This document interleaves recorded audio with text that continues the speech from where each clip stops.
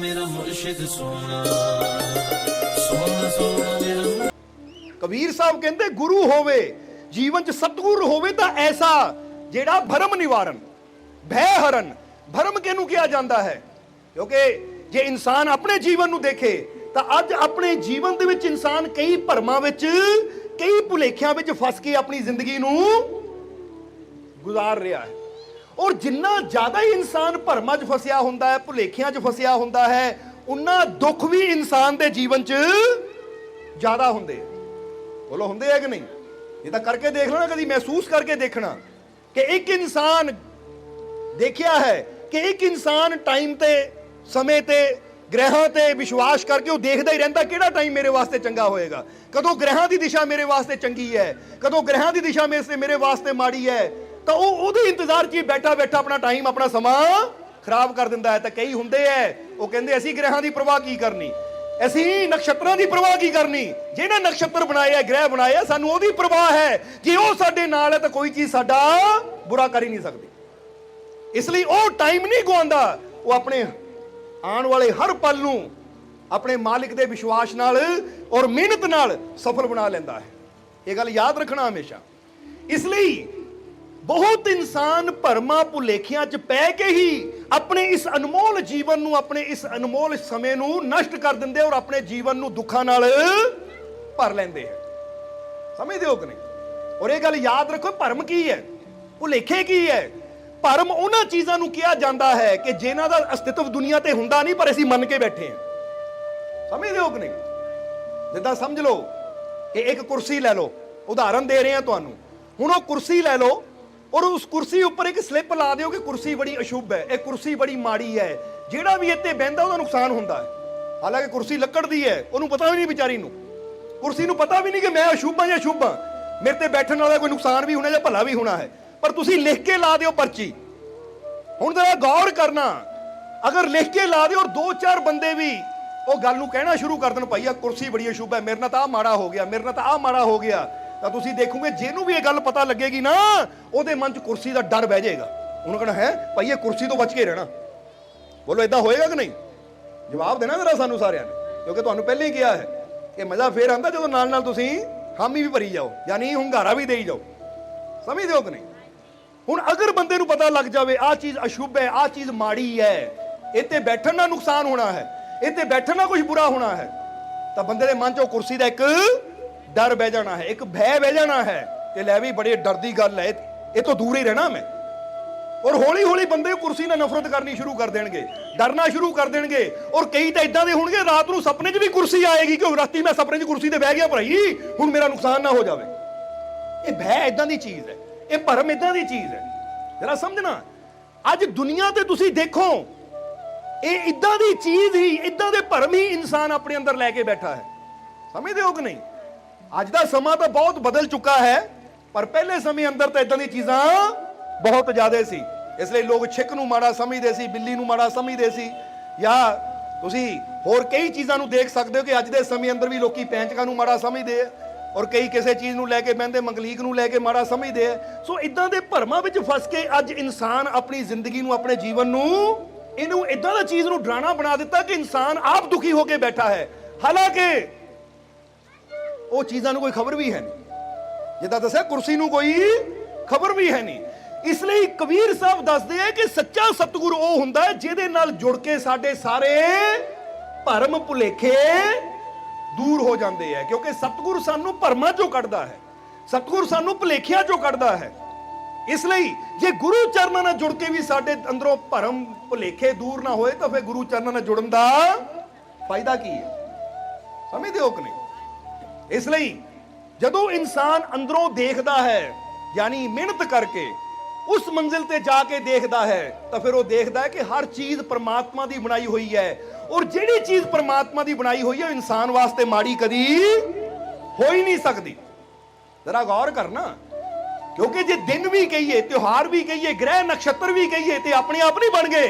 ये हर चीज रब की बनाई हुई है, उस परमात्मा प्रभु की बनाई हुई है, और जो भी उसने बनाया है वो साडे वास्ते माड़ा हो ही नहीं सकता। हाँ, ये साडी सोच है, अगर ऐसी उन्होंने माड़ा समझना शुरू कर दईए, ਅਗਰ ਅਸੀਂ ਉਹਨੂੰ ਬੁਰਾ ਸਮਝਣਾ ਸ਼ੁਰੂ ਕਰ ਦਈਏ ਤਾਂ ਜਿਸ ਚੀਜ਼ ਨੂੰ ਅਸੀਂ ਬੁਰਾ ਸਮਝਣਾ ਸ਼ੁਰੂ ਕਰ ਦੇਵਾਂਗੇ ਉਹਦਾ ਬੁਰਾ ਇਫੈਕਟ, ਉਹਦਾ ਬੁਰਾ ਪ੍ਰਭਾਵ ਸਾਡੇ ਜੀਵਨ ਤੇ ਪੈਣਾ ਸ਼ੁਰੂ ਹੋ ਜਾਏਗਾ।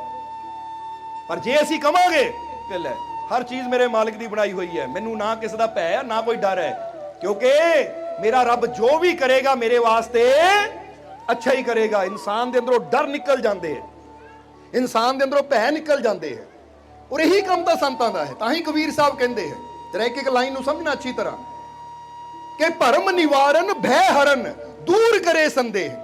ਭਰਮ ਨੂੰ ਨਿਵਾਰਨਾ ਔਰ ਇਨਸਾਨ ਦੇ ਅੰਦਰਲੇ ਡਰ ਨੂੰ ਖਤਮ ਕਰਨਾ, ਔਰ ਇਨਸਾਨ ਦੇ ਜੀਵਨ 'ਚ ਜਿੰਨੀਆਂ ਵੀ ਸ਼ੰਕਾਵਾਂ ਹੁੰਦੀਆਂ ਹੈ, ਜਿੰਨੇ ਵੀ ਸੰਦੇਹ ਹੁੰਦੇ ਹੈ, ਉਹਨਾਂ ਸ਼ੰਕਾਵਾਂ ਨੂੰ, ਉਹਨਾਂ ਸੰਦੇਹਾਂ ਨੂੰ ਮਿਟਾਣਾ ਹੀ ਤਾਂ ਸਤਿਗੁਰ ਦਾ ਕਰਮ ਹੈ।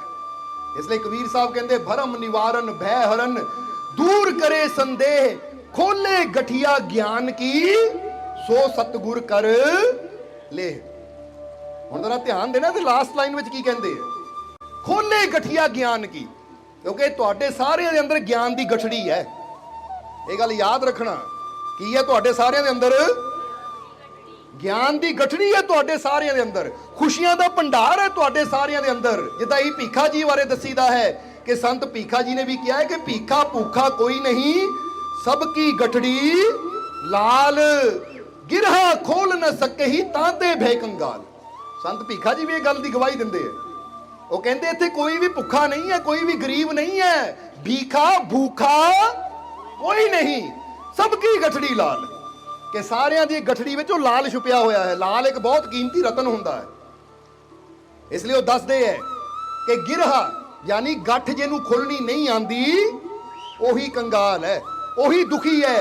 ਤੇ ਜਿਹਨੂੰ ਉਹ ਗੰਢ ਖੋਲਣੀ ਆ ਗਈ ਜਿੱਥੇ ਲਾਲ ਛੁਪਿਆ ਹੋਇਆ ਹੈ, ਤਾਂ ਫਿਰ ਉਹਦੇ ਵਰਗਾ ਬਾਦਸ਼ਾਹ, ਉਹਦੇ ਵਰਗਾ ਸ਼ਹਿਨशाह, ਉਹਦੇ ਵਰਗਾ ਅਮੀਰ ਵੀ ਕੋਈ ਨਹੀਂ ਹੈ।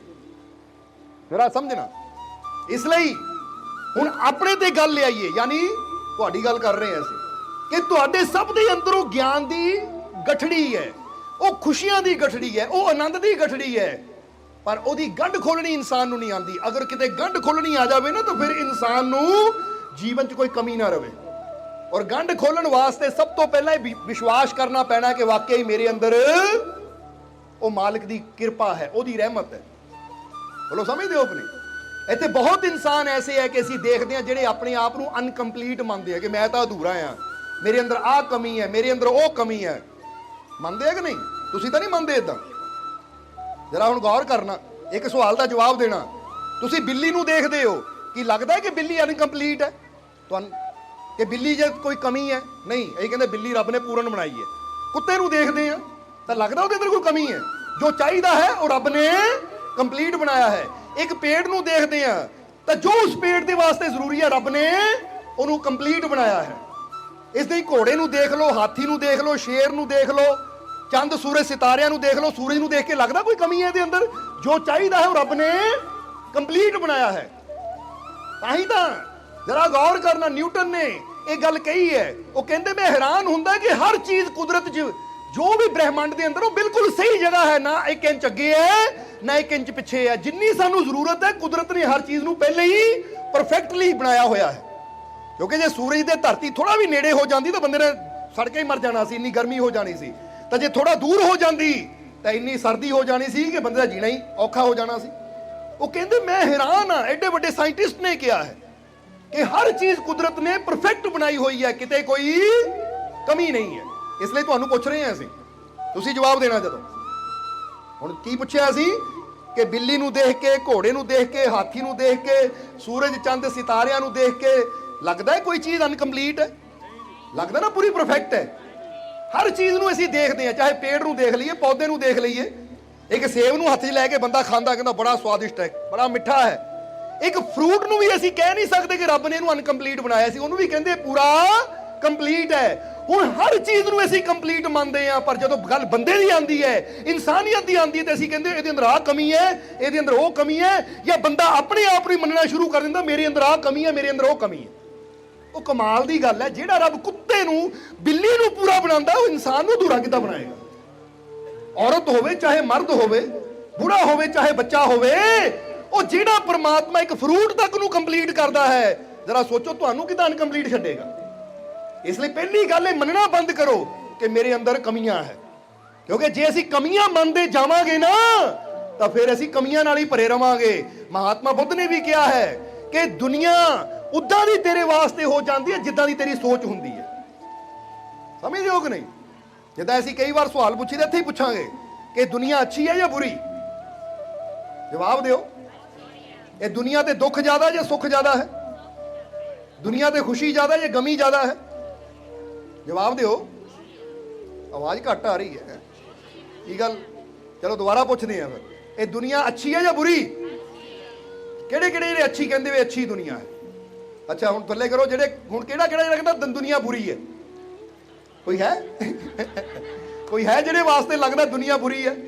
ਹੁਣ ਠੀਕ ਹੈ, ਚਲੋ ਹੁਣ ਇਦਾਂ ਸਮਝ ਲੈ ਕਿ ਕਈ ਬੰਦੇ ਕਹਿ ਦਿੰਦੇ ਆ ਦੁਨੀਆ ਬੁਰੀ ਹੈ, ਕਈ ਕਹਿ ਦਿੰਦੇ ਦੁਨੀਆ ਅੱਛੀ ਹੈ, ਕਈ ਕਹਿੰਦੇ ਦੁਨੀਆ ਤੇ ਖੁਸ਼ੀਆਂ ਬਹੁਤ ਹੈ, ਕਈ ਕਹਿੰਦੇ ਦੁਨੀਆ ਤੇ ਦੁੱਖ ਹੀ ਬਹੁਤ ਹੈ, ਕਈ ਕਹਿੰਦੇ ਦੁਨੀਆ ਬਹੁਤ ਚੰਗੀ ਹੈ, ਕਈ ਕਹਿੰਦੇ ਦੁਨੀਆ ਬਹੁਤ ਮਾੜੀ ਹੈ। ਹੁਣ ਅਸੀਂ ਤੁਹਾਨੂੰ ਕਵਾਂਗੇ, ਆ ਜਿਹੜੇ ਕਹਿੰਦੇ ਨਾ ਦੁਨੀਆ ਅੱਛੀ ਹੈ ਔਰ ਕਈ ਕਹਿੰਦੇ ਦੁਨੀਆ ਮਾੜੀ ਹੈ, ਔਰ ਕਈ ਕਹਿੰਦੇ ਦੁਨੀਆ ਚੰਗੀ ਹੈ, ਕਈ ਮਾੜੀ ਹੈ, ਕਈ ਅੱਛੀ ਹੈ, ਕਈ ਬੁਰੀ ਹੈ, ਕਈ ਦੁਨੀਆ ਦੇ ਖੁਸ਼ੀ ਜ਼ਿਆਦਾ ਹੈ, ਕਈ ਕਹਿੰਦੇ ਦੁਨੀਆ ਤੇ ਗਮ ਜ਼ਿਆਦਾ ਹੈ, ਤਾਂ ਤੁਹਾਨੂੰ ਇੱਕ ਗੱਲ ਕਵਾਂਗੇ ਕਿ ਜਿਹੜੇ ਕਹਿੰਦੇ ਦੁਨੀਆ ਮਾੜੀ ਹੈ ਉਹ ਗਲਤ ਹੈ, ਤਾਂ ਜਿਹੜੇ ਕਹਿੰਦੇ ਦੁਨੀਆ ਅੱਛੀ ਹੈ ਸਹੀ ਉਹ ਵੀ ਹੈ ਨਹੀਂ। ਸਮਝਦੇ ਹੋ ਕਿ ਨਹੀਂ? ਇਹ ਦੁਨੀਆ ਨਾ ਅੱਛੀ ਹੈ ਨਾ ਬੁਰੀ ਹੈ, ਇਹ ਦੁਨੀਆ ਨਿਊਟਰਲ ਹੈ। ਹੁਣ ਜਿੱਦਾਂ ਦੀ ਸਾਡੀ ਸੋਚ ਹੁੰਦੀ ਹੈ ਸਾਨੂੰ ਦੁਨੀਆ ਵੈਸੀ ਹੀ ਨਜ਼ਰ ਆਉਂਦੀ ਹੈ। ਸਮਝਦੇ ਹੋ ਕਿ ਨਹੀਂ? ਹੁਣ ਇੱਕ ਜਗ੍ਹਾ ਗਰਮ ਗਰਮ ਜਲੇਬੀਆਂ ਰੱਖੀਆਂ ਹੋਣ, ਸਮਝਦੇ ਹੋ ਕਿ ਨਹੀਂ? ਭੁੱਖ ਲੱਗੀ ਹੋਣੀ ਹੈ ਤੁਹਾਨੂੰ ਨਾ, ਥੋੜਾ ਧਿਆਨ ਦੇਈਏ। ਇਸ ਲਈ ਭੁੱਖ ਵੱਲ ਧਿਆਨ ਨਹੀਂ ਲਿਜਾਣਾ। ਇਹ ਇੱਕ ਉਦਾਹਰਨ ਦੇ ਰਹੇ ਹਾਂ ਕਿ ਇੱਕ ਜਗ੍ਹਾ ਗਰਮ ਗਰਮ ਜਲੇਬੀਆਂ ਰੱਖੀਆਂ ਹੋਣ, ਹੁਣ ਜਰਾ ਗੌਰ ਕਰੋ, ਜਲੇਬੀ ਅੱਛੀ ਹੈ ਜਾਂ ਬੁਰੀ ਹੈ? ਜਰਾ ਹੁਣ ਗੌਰ ਕਰੋ। ਹੁਣ ਜਲੇਬੀ ਰੱਖੀ ਹੋਈ ਹੈ, ਆਪਾਂ ਜਲੇਬੀ ਨੂੰ ਨਾ ਅੱਛੀ ਕਹਿ ਸਕਦੇ ਨਾ ਬੁਰੀ ਕਹਿ ਸਕਦੇ ਆ। ਜਿਹਦੀ ਸ਼ੂਗਰ ਘੱਟ ਹੋਵੇ ਉਹਦੇ ਵਾਸਤੇ ਜਲੇਬੀ ਅੱਛੀ ਹੈ, ਤੇ ਜਿਹਦੀ ਸ਼ੂਗਰ ਵੱਧ ਹੋਵੇ ਉਹਦੇ ਵਾਸਤੇ ਜਲੇਬੀ ਮਾੜੀ ਹੈ। ਹੁਣ ਜਲੇਬੀ ਅੰਦਰ ਨਾ ਕੋਈ ਅੱਛਾ ਹੈ ਨਾ ਬੁਰਾ, ਇਹ ਬੰਦੇ ਦੀ ਆਪਣੀ ਹਾਲਤ ਤੇ ਡਿਪੈਂਡ ਕਰਦਾ ਹੈ ਕਿ ਮੇਰੇ ਵਾਸਤੇ ਚੀਜ਼ ਅੱਛੀ ਹੈ ਜਾਂ ਮਾੜੀ। ਇਸੇ ਤਰ੍ਹਾਂ ਦੁਨੀਆ ਦੇ ਉੱਪਰ ਜਿਹੜੇ ਇਨਸਾਨ ਆਪ ਅੰਦਰੋਂ ਬੁਰੇ ਹੁੰਦੇ ਨਾ, ਜਿਨ੍ਹਾਂ ਦੀ ਸੋਚ ਨੈਗੇਟਿਵਿਟੀ ਨਾਲ ਜ਼ਿਆਦਾ ਭਰੀ ਹੁੰਦੀ ਹੈ, ਉਹਨਾਂ ਵਾਸਤੇ ਹਰ ਜਗ੍ਹਾ ਬੁਰਾ ਹੀ ਬੁਰਾ ਹੁੰਦਾ ਹੈ। ਉਹ ਕਹਿੰਦੇ ਦੁਨੀਆ ਬੁਰੀ। ਤਾਂ ਜਿਨ੍ਹਾਂ ਦੀ ਸੋਚ ਪੋਜ਼ਿਟਿਵ ਹੁੰਦੀ ਹੈ, ਜਿਹੜੇ ਮਾੜੀ ਤੋਂ ਮਾੜੀ ਗੱਲ ਵਿੱਚੋਂ ਵੀ ਕੁਝ ਅੱਛਾ ਲੱਭਦੇ ਹੈ, ਉਹਨਾਂ ਵਾਸਤੇ ਦੁਨੀਆ ਅੱਛੀ ਹੁੰਦੀ ਹੈ ਔਰ ਉਹਨਾਂ ਨੂੰ ਹਰ ਜਗ੍ਹਾ ਅੱਛਾ ਹੀ ਮਿਲਦਾ ਹੈ। ਕਿਉਂਕਿ ਜੋ ਅਸੀਂ ਤਲਾਸ਼ ਕਰਨਾ ਹੈ, ਜੋ ਅਸੀਂ ਖੋਜਣਾ ਹੈ, ਨਜ਼ਰ ਵੀ ਸਾਨੂੰ ਉਹੀ ਆਣਾ ਹੈ। ਬੋਲੋ ਉਹੀ ਆਣਾ ਕਿ ਨਹੀਂ? ਹੁਣ ਇੱਥੇ ਸਟੇਜ ਤੇ ਬੈਠੇ ਅਸੀਂ ਤੁਹਾਨੂੰ ਪੁੱਛੀਏ ਕਿ ਦੱਸੋ ਸਾਡੇ ਪਿੱਛੇ ਪੀਲਾ ਰੰਗ ਕਿੰਨਾ ਹੈ, ਤਾਂ ਤੁਸੀਂ ਪੀਲੀਆਂ ਚੀਜ਼ਾਂ ਦੇਖਣੀਆਂ ਸ਼ੁਰੂ ਕਰ ਦੇਣੀਆਂ। ਅਸੀਂ ਕਹਿੰਦਾ ਦੱਸੋ ਲਾਲ ਰੰਗ ਕਿੰਨਾ, ਤੁਸੀਂ ਲਾਲ ਦੇਖਣਾ ਸ਼ੁਰੂ ਕਰ ਦੇਣਾ। ਯਾਨੀ ਜਿੱਦਾਂ ਦੀ ਤੁਹਾਡੀ ਸੋਚ ਹੋਣੀ ਹੈ, ਨਜ਼ਰ ਵੀ ਤੁਹਾਡੀ ਉੱਥੇ ਚਲੀ ਜਾਣੀ ਹੈ। ਹੁਣ ਅਗਰ ਅਸੀਂ ਜੀਵਨ 'ਚ ਖੁਸ਼ੀਆਂ ਚਾਹੁੰਦੇ ਹਾਂ, ਆਨੰਦ ਚਾਹੁੰਦੇ ਹਾਂ, ਤਾਂ ਸਭ ਤੋਂ ਪਹਿਲਾਂ ਆਪਣੀਆਂ ਕਮੀਆਂ ਦੇਖਣੀਆਂ ਬੰਦ ਕਰੀਏ, ਆਪਣੀਆਂ ਖੂਬੀਆਂ ਨੂੰ ਦੇਖੀਏ, ਕਿਉਂਕਿ ਪ੍ਰਮਾਤਮਾ ਨੇ ਸਭ ਨੂੰ ਕੰਪਲੀਟ ਬਣਾਇਆ ਹੈ। ਸਮਝਦੇ ਹੋ ਕਿ ਨਹੀਂ? ਹੁਣ ਜਦੋਂ ਅਸੀਂ ਆਪਣੇ ਆਪ ਨੂੰ ਅੱਛਾ ਮੰਨਾਂਗੇ ਤਾਂ ਫਿਰ ਅੱਛਾ ਕਰਨ ਦੀ ਕੋਸ਼ਿਸ਼ ਵੀ ਕਰਾਂਗੇ। ਕਿਉਂਕਿ ਇੱਕ ਬੰਦਾ ਮੰਨ ਕੇ ਬੈਠਾ ਮੈਂ ਸ਼ਰਾਬੀ ਭਾਈ ਮੈਂ ਸ਼ਰਾਬ ਹੀ ਪੀਣੀ ਹੈ, ਜਾਂ ਹੈ ਸ਼ਰਾਬੀ ਤਾਂ ਸ਼ਰਾਬ ਹੀ ਪੀਣੀ ਹੈ। ਹੁਣ ਇੱਕ ਬੰਦਾ ਕਵੇ ਮੈਂ ਸ਼ਰਾਬ ਛੱਡੀ, ਮੈਂ ਸ਼ਰਾਬੀ ਨਹੀਂ ਆ, ਮੈਂ ਸ਼ਰਾਬੀ ਨਹੀਂ ਆ। ਹੁਣ ਐਦਾਂ ਦੇ ਇਨਸਾਨ ਦੇ ਲਾਗੇ ਕੋਈ ਲੈ ਕੇ ਵੀ ਜਾਏਗਾ, ਉਹਨਾਂ ਕਹਿਣਾ ਭਾਈ ਲੈ ਜਾ ਮੈਂ ਸ਼ਰਾਬੀ ਨਹੀਂ ਆ। ਕਿਉਂਕਿ ਅਸੀਂ ਜੋ ਸੋਚਣਾ ਸ਼ੁਰੂ ਕਰ ਦਿੰਦੇ ਆ ਨਾ, ਉਹਦਾ ਪ੍ਰਭਾਵ ਸਾਡੇ ਬਾਹਰੀ ਤੌਰ ਤੇ ਨਜ਼ਰ ਆਣਾ ਸ਼ੁਰੂ ਹੋ ਜਾਂਦਾ ਹੈ। ਇਸ ਲਈ ਇਹ ਗੱਲ ਤੁਹਾਨੂੰ ਕਿਉਂ ਕਹਿ ਰਹੇ ਹਾਂ? ਕਿਉਂਕਿ ਇਨਸਾਨ ਬਹੁਤ ਜਗ੍ਹਾ ਆਪਣੇ ਆਪ ਨੂੰ ਬੜਾ ਛੋਟਾ ਜਿਹਾ ਸਮਝ ਲੈਂਦਾ ਹੈ, ਕਮਜ਼ੋਰ ਸਮਝ ਲੈਂਦਾ ਹੈ। ਬੰਦਾ ਕਹਿੰਦਾ ਮੇਰੇ ਤੋਂ ਨਹੀਂ ਇਹ ਹੋਣਾ, ਮੇਰੇ 'ਚ ਇਹ ਹਿੰਮਤ ਹੈ ਨਹੀਂ, ਜਾਂ ਮੇਰੇ ਤੋਂ ਆ ਨਹੀਂ ਹੋਣਾ ਕਿਉਂਕਿ ਮੇਰੇ 'ਚ ਤਾਕਤ ਹੈ ਨਹੀਂ। ਤੇ ਇੱਕ ਗੱਲ ਯਾਦ ਰੱਖੋ, ਤੁਹਾਨੂੰ ਪਰਮ ਸ਼ਕਤੀਸ਼ਾਲੀ ਪਰਮਾਤਮਾ ਨੇ ਪੈਦਾ ਕੀਤਾ ਹੈ, ਔਰ ਜੇ ਸ਼ਕਤੀਸ਼ਾਲੀ ਪਰਮਾਤਮਾ ਨੇ ਪੈਦਾ ਕੀਤਾ ਤਾਂ ਤੁਸੀਂ ਕਮਜ਼ੋਰ ਕਦੀ ਹੋ ਹੀ ਨਹੀਂ ਸਕਦੇ। ਪਰਮਾਤਮਾ ਕੋਈ ਅਧੂਰੀ ਚੀਜ਼ ਬਣਾਉਂਦਾ ਹੈ ਨਹੀਂ ਨਾ, ਫਿਰ ਤੁਹਾਨੂੰ ਕਿਹਨੇ ਬਣਾਇਆ ਹੈ?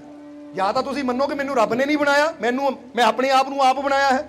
ਬੰਦਾ ਕੋਈ ਚੀਜ਼ ਬਣਾਵੇ, ਕਮੀਆਂ ਹੋ ਸਕਦੀਆਂ ਹੈ, ਤਾਂ ਹੀ ਤਾਂ ਇਨਸਾਨ ਮੋਬਾਈਲ ਬਣਾਉਂਦਾ ਹੈ, ਗੱਡੀ ਬਣਾਉਂਦਾ ਹੈ, ਤਾਂ ਹਰ ਸਾਲ ਉਹਦਾ ਅਪਡੇਟ ਹੁੰਦਾ ਰਹਿੰਦਾ ਹੈ।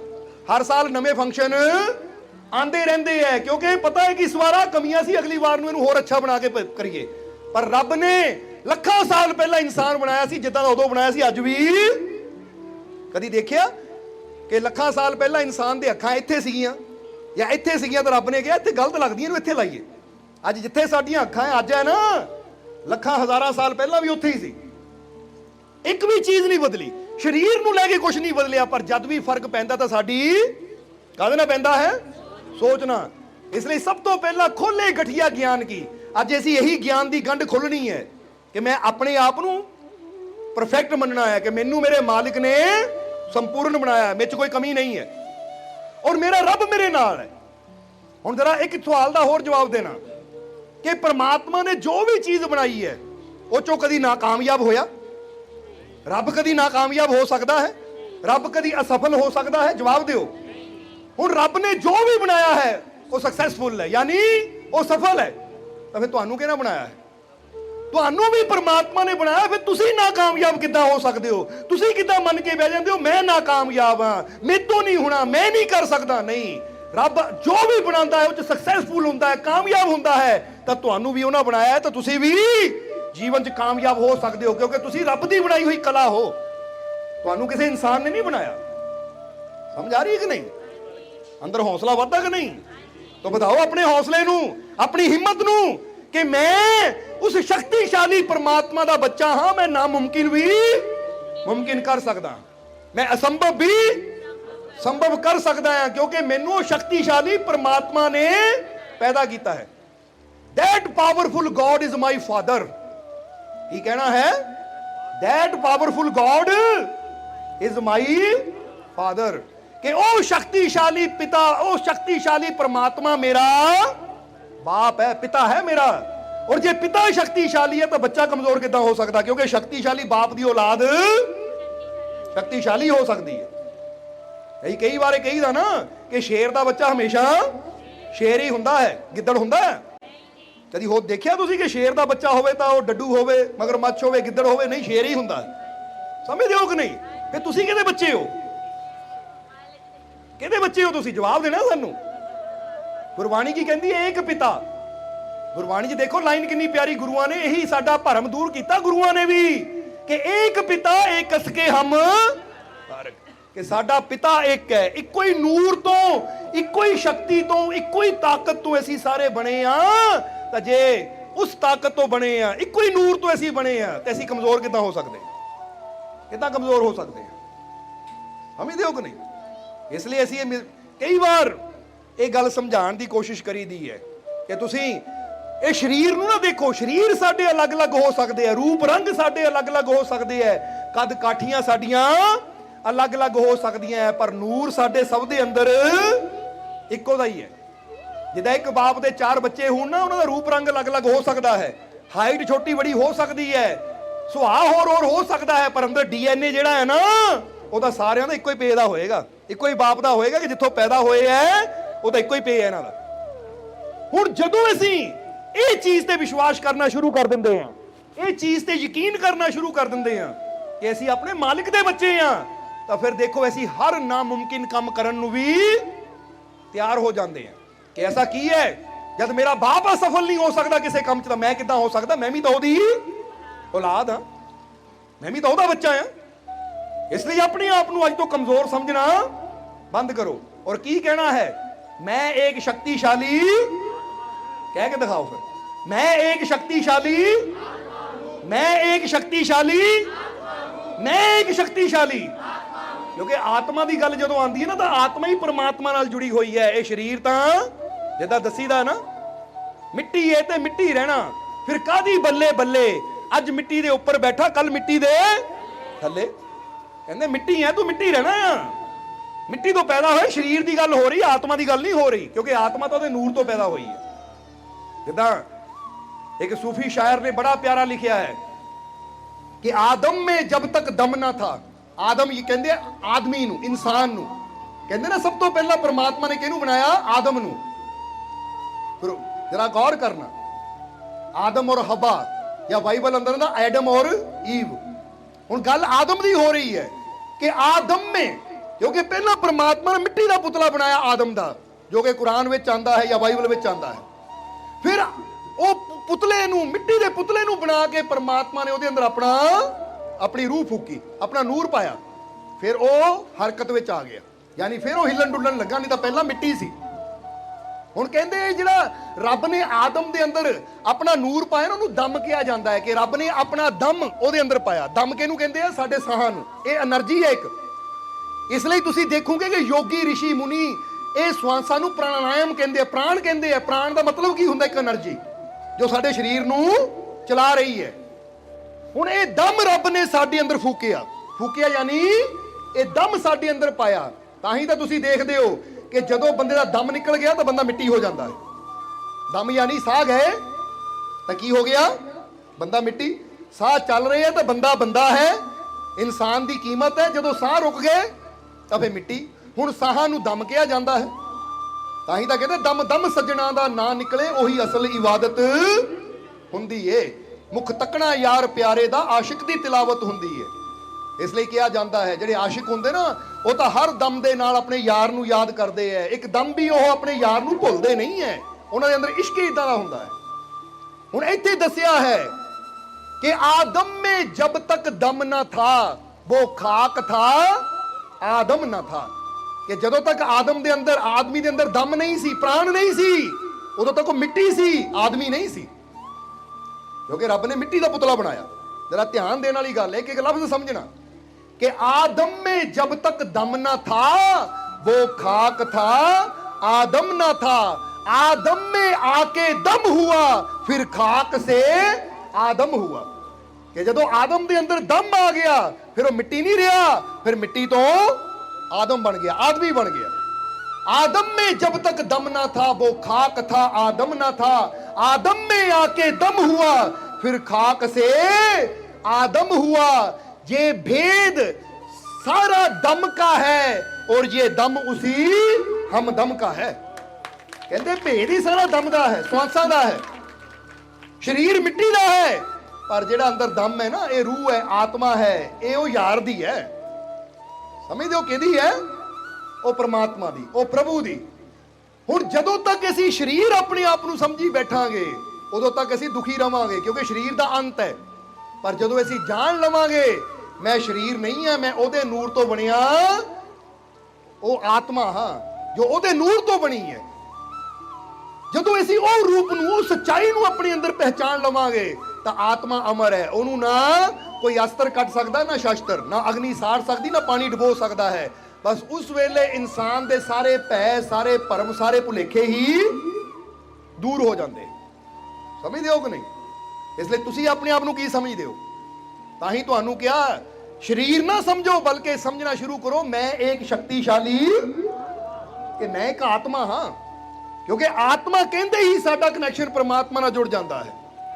तां ही तां फिर एक बार दसांगे कि जदों बंदा मरदा उहदे अंदरों निकलदा की है। ਉਹਦੇ ਗੁਰਦੇ ਨਿਕਲਦੇ ਆ, ਉਹਦਾ ਦਿਲ ਨਿਕਲਦਾ ਹੈ, ਉਹਦਾ ਦਿਮਾਗ ਨਿਕਲਦਾ, ਅੱਖਾਂ ਨਿਕਲਦੀਆਂ, ਕੰਨ ਨਿਕਲਦੇ। ਨਿਕਲਦਾ ਕੀ ਹੈ ਜਿਹੜਾ ਨੂੰ ਮੁਰਦਾ ਕਿਹਾ ਜਾਂਦਾ ਹੈ? ਸਰੀਰ ਪੂਰਾ ਹੀ ਇੱਥੇ ਹੁੰਦਾ ਹੈ, ਬਸ ਨਿਕਲਦੀ ਹੈ ਉਹਦੀ ਆਤਮਾ। ਆਤਮਾ ਨਿਕਲਦਿਆਂ ਹੀ ਸਭ ਕੁਝ ਮਿੱਟੀ ਹੋ ਗਿਆ। ਫਿਰ ਨਾ ਅੱਖਾਂ ਕਿਸੇ ਕੰਮ ਦੀਆਂ, ਨਾ ਗੁਰਦੇ ਕਿਸੇ ਕੰਮ ਦੇ, ਨਾ ਹਾਰਟ ਕਿਸੇ ਕੰਮ ਦਾ। ਤਾਂ ਹੀ ਤਾਂ ਫਿਰ ਬੰਦੇ ਨੂੰ ਦਫਨਾ ਦਿੱਤਾ ਜਾਂਦਾ ਹੈ ਜਾਂ ਸਾੜ ਦਿੱਤਾ ਜਾਂਦਾ ਹੈ। ਪਤਾ ਹੈ ਕਿਹੜੀ ਚੀਜ਼ ਸਾੜੀ ਜਾਂਦੀ ਹੈ ਜਿਹੜੀ ਸਾਡੇ ਕੰਮ ਦੀ ਨਾ ਹੋਵੇ? ਕਹਿੰਦੇ ਅੱਗ 'ਚ ਪਾ ਦਿਓ, ਕੂੜਾ ਹੈ, ਸਾੜ ਦਿਓ। ਹੁਣ ਇਹੀ ਚੀਜ਼ ਸਮਝਣੀ ਹੈ, ਜਿਹੜੀ ਚੀਜ਼ ਮਿਟਣ ਵਾਲੀ ਹੈ, ਸੜਨ ਵਾਲੀ ਹੈ, ਅਸੀਂ ਉਹ ਆਪਣੇ ਆਪ ਨੂੰ ਮੰਨ ਕੇ ਬੈਠੇ ਆ। ਤਾਂ ਜਿਹੜੀ ਚੀਜ਼ ਸ਼ਕਤੀਸ਼ਾਲੀ ਹੈ, ਨੂਰ ਹੈ, ਪਰਮਾਤਮਾ ਹੈ, ਅਸੀਂ ਉਹ ਕਿਉਂ ਨਹੀਂ ਮੰਨਦੇ ਕਿ ਮੈਂ ਸ਼ਕਤੀਸ਼ਾਲੀ ਆਤਮਾ ਹਾਂ? ਹੁਣ ਇਹ ਉਹੀ ਗੱਲ ਹੋ ਗਈ ਜਿੱਦਾਂ ਕਈ ਵਾਰ ਕਹੀਦਾ ਨਾ ਕਿ ਹੈਗੇ ਅਸੀਂ ਸ਼ੇਰ ਦੇ ਬੱਚੇ ਪਰ ਸਮਝੀ ਜਾਂਦੇ ਆਪਣੇ ਆਪ ਨੂੰ ਬਿੱਲੀ ਦੇ ਜਾਂ ਗਿੱਦੜ ਦੇ ਬੱਚੇ, ਕਿ ਮੈਂ ਗਿੱਦੜ। ਜਰਾ ਗੌਰ ਕਰਨਾ, ਹੈਗੇ ਅਸੀਂ ਆਤਮਾ ਆ क्योंकि वही बोल रही है, वही देख रही है, वही सुन रही है, पर मन के की बैठे हैं मैं तो शरीर है मिट्टी का। मानते हैं कि नहीं? इसलिए अज तो उस शक्ति को पहचानो अपने अंदर, क्योंकि इनू कहते ज्ञान की गंढ नू खोलना कि तुसी अनकंप्लीट नहीं हो, तुसी कंप्लीट हो।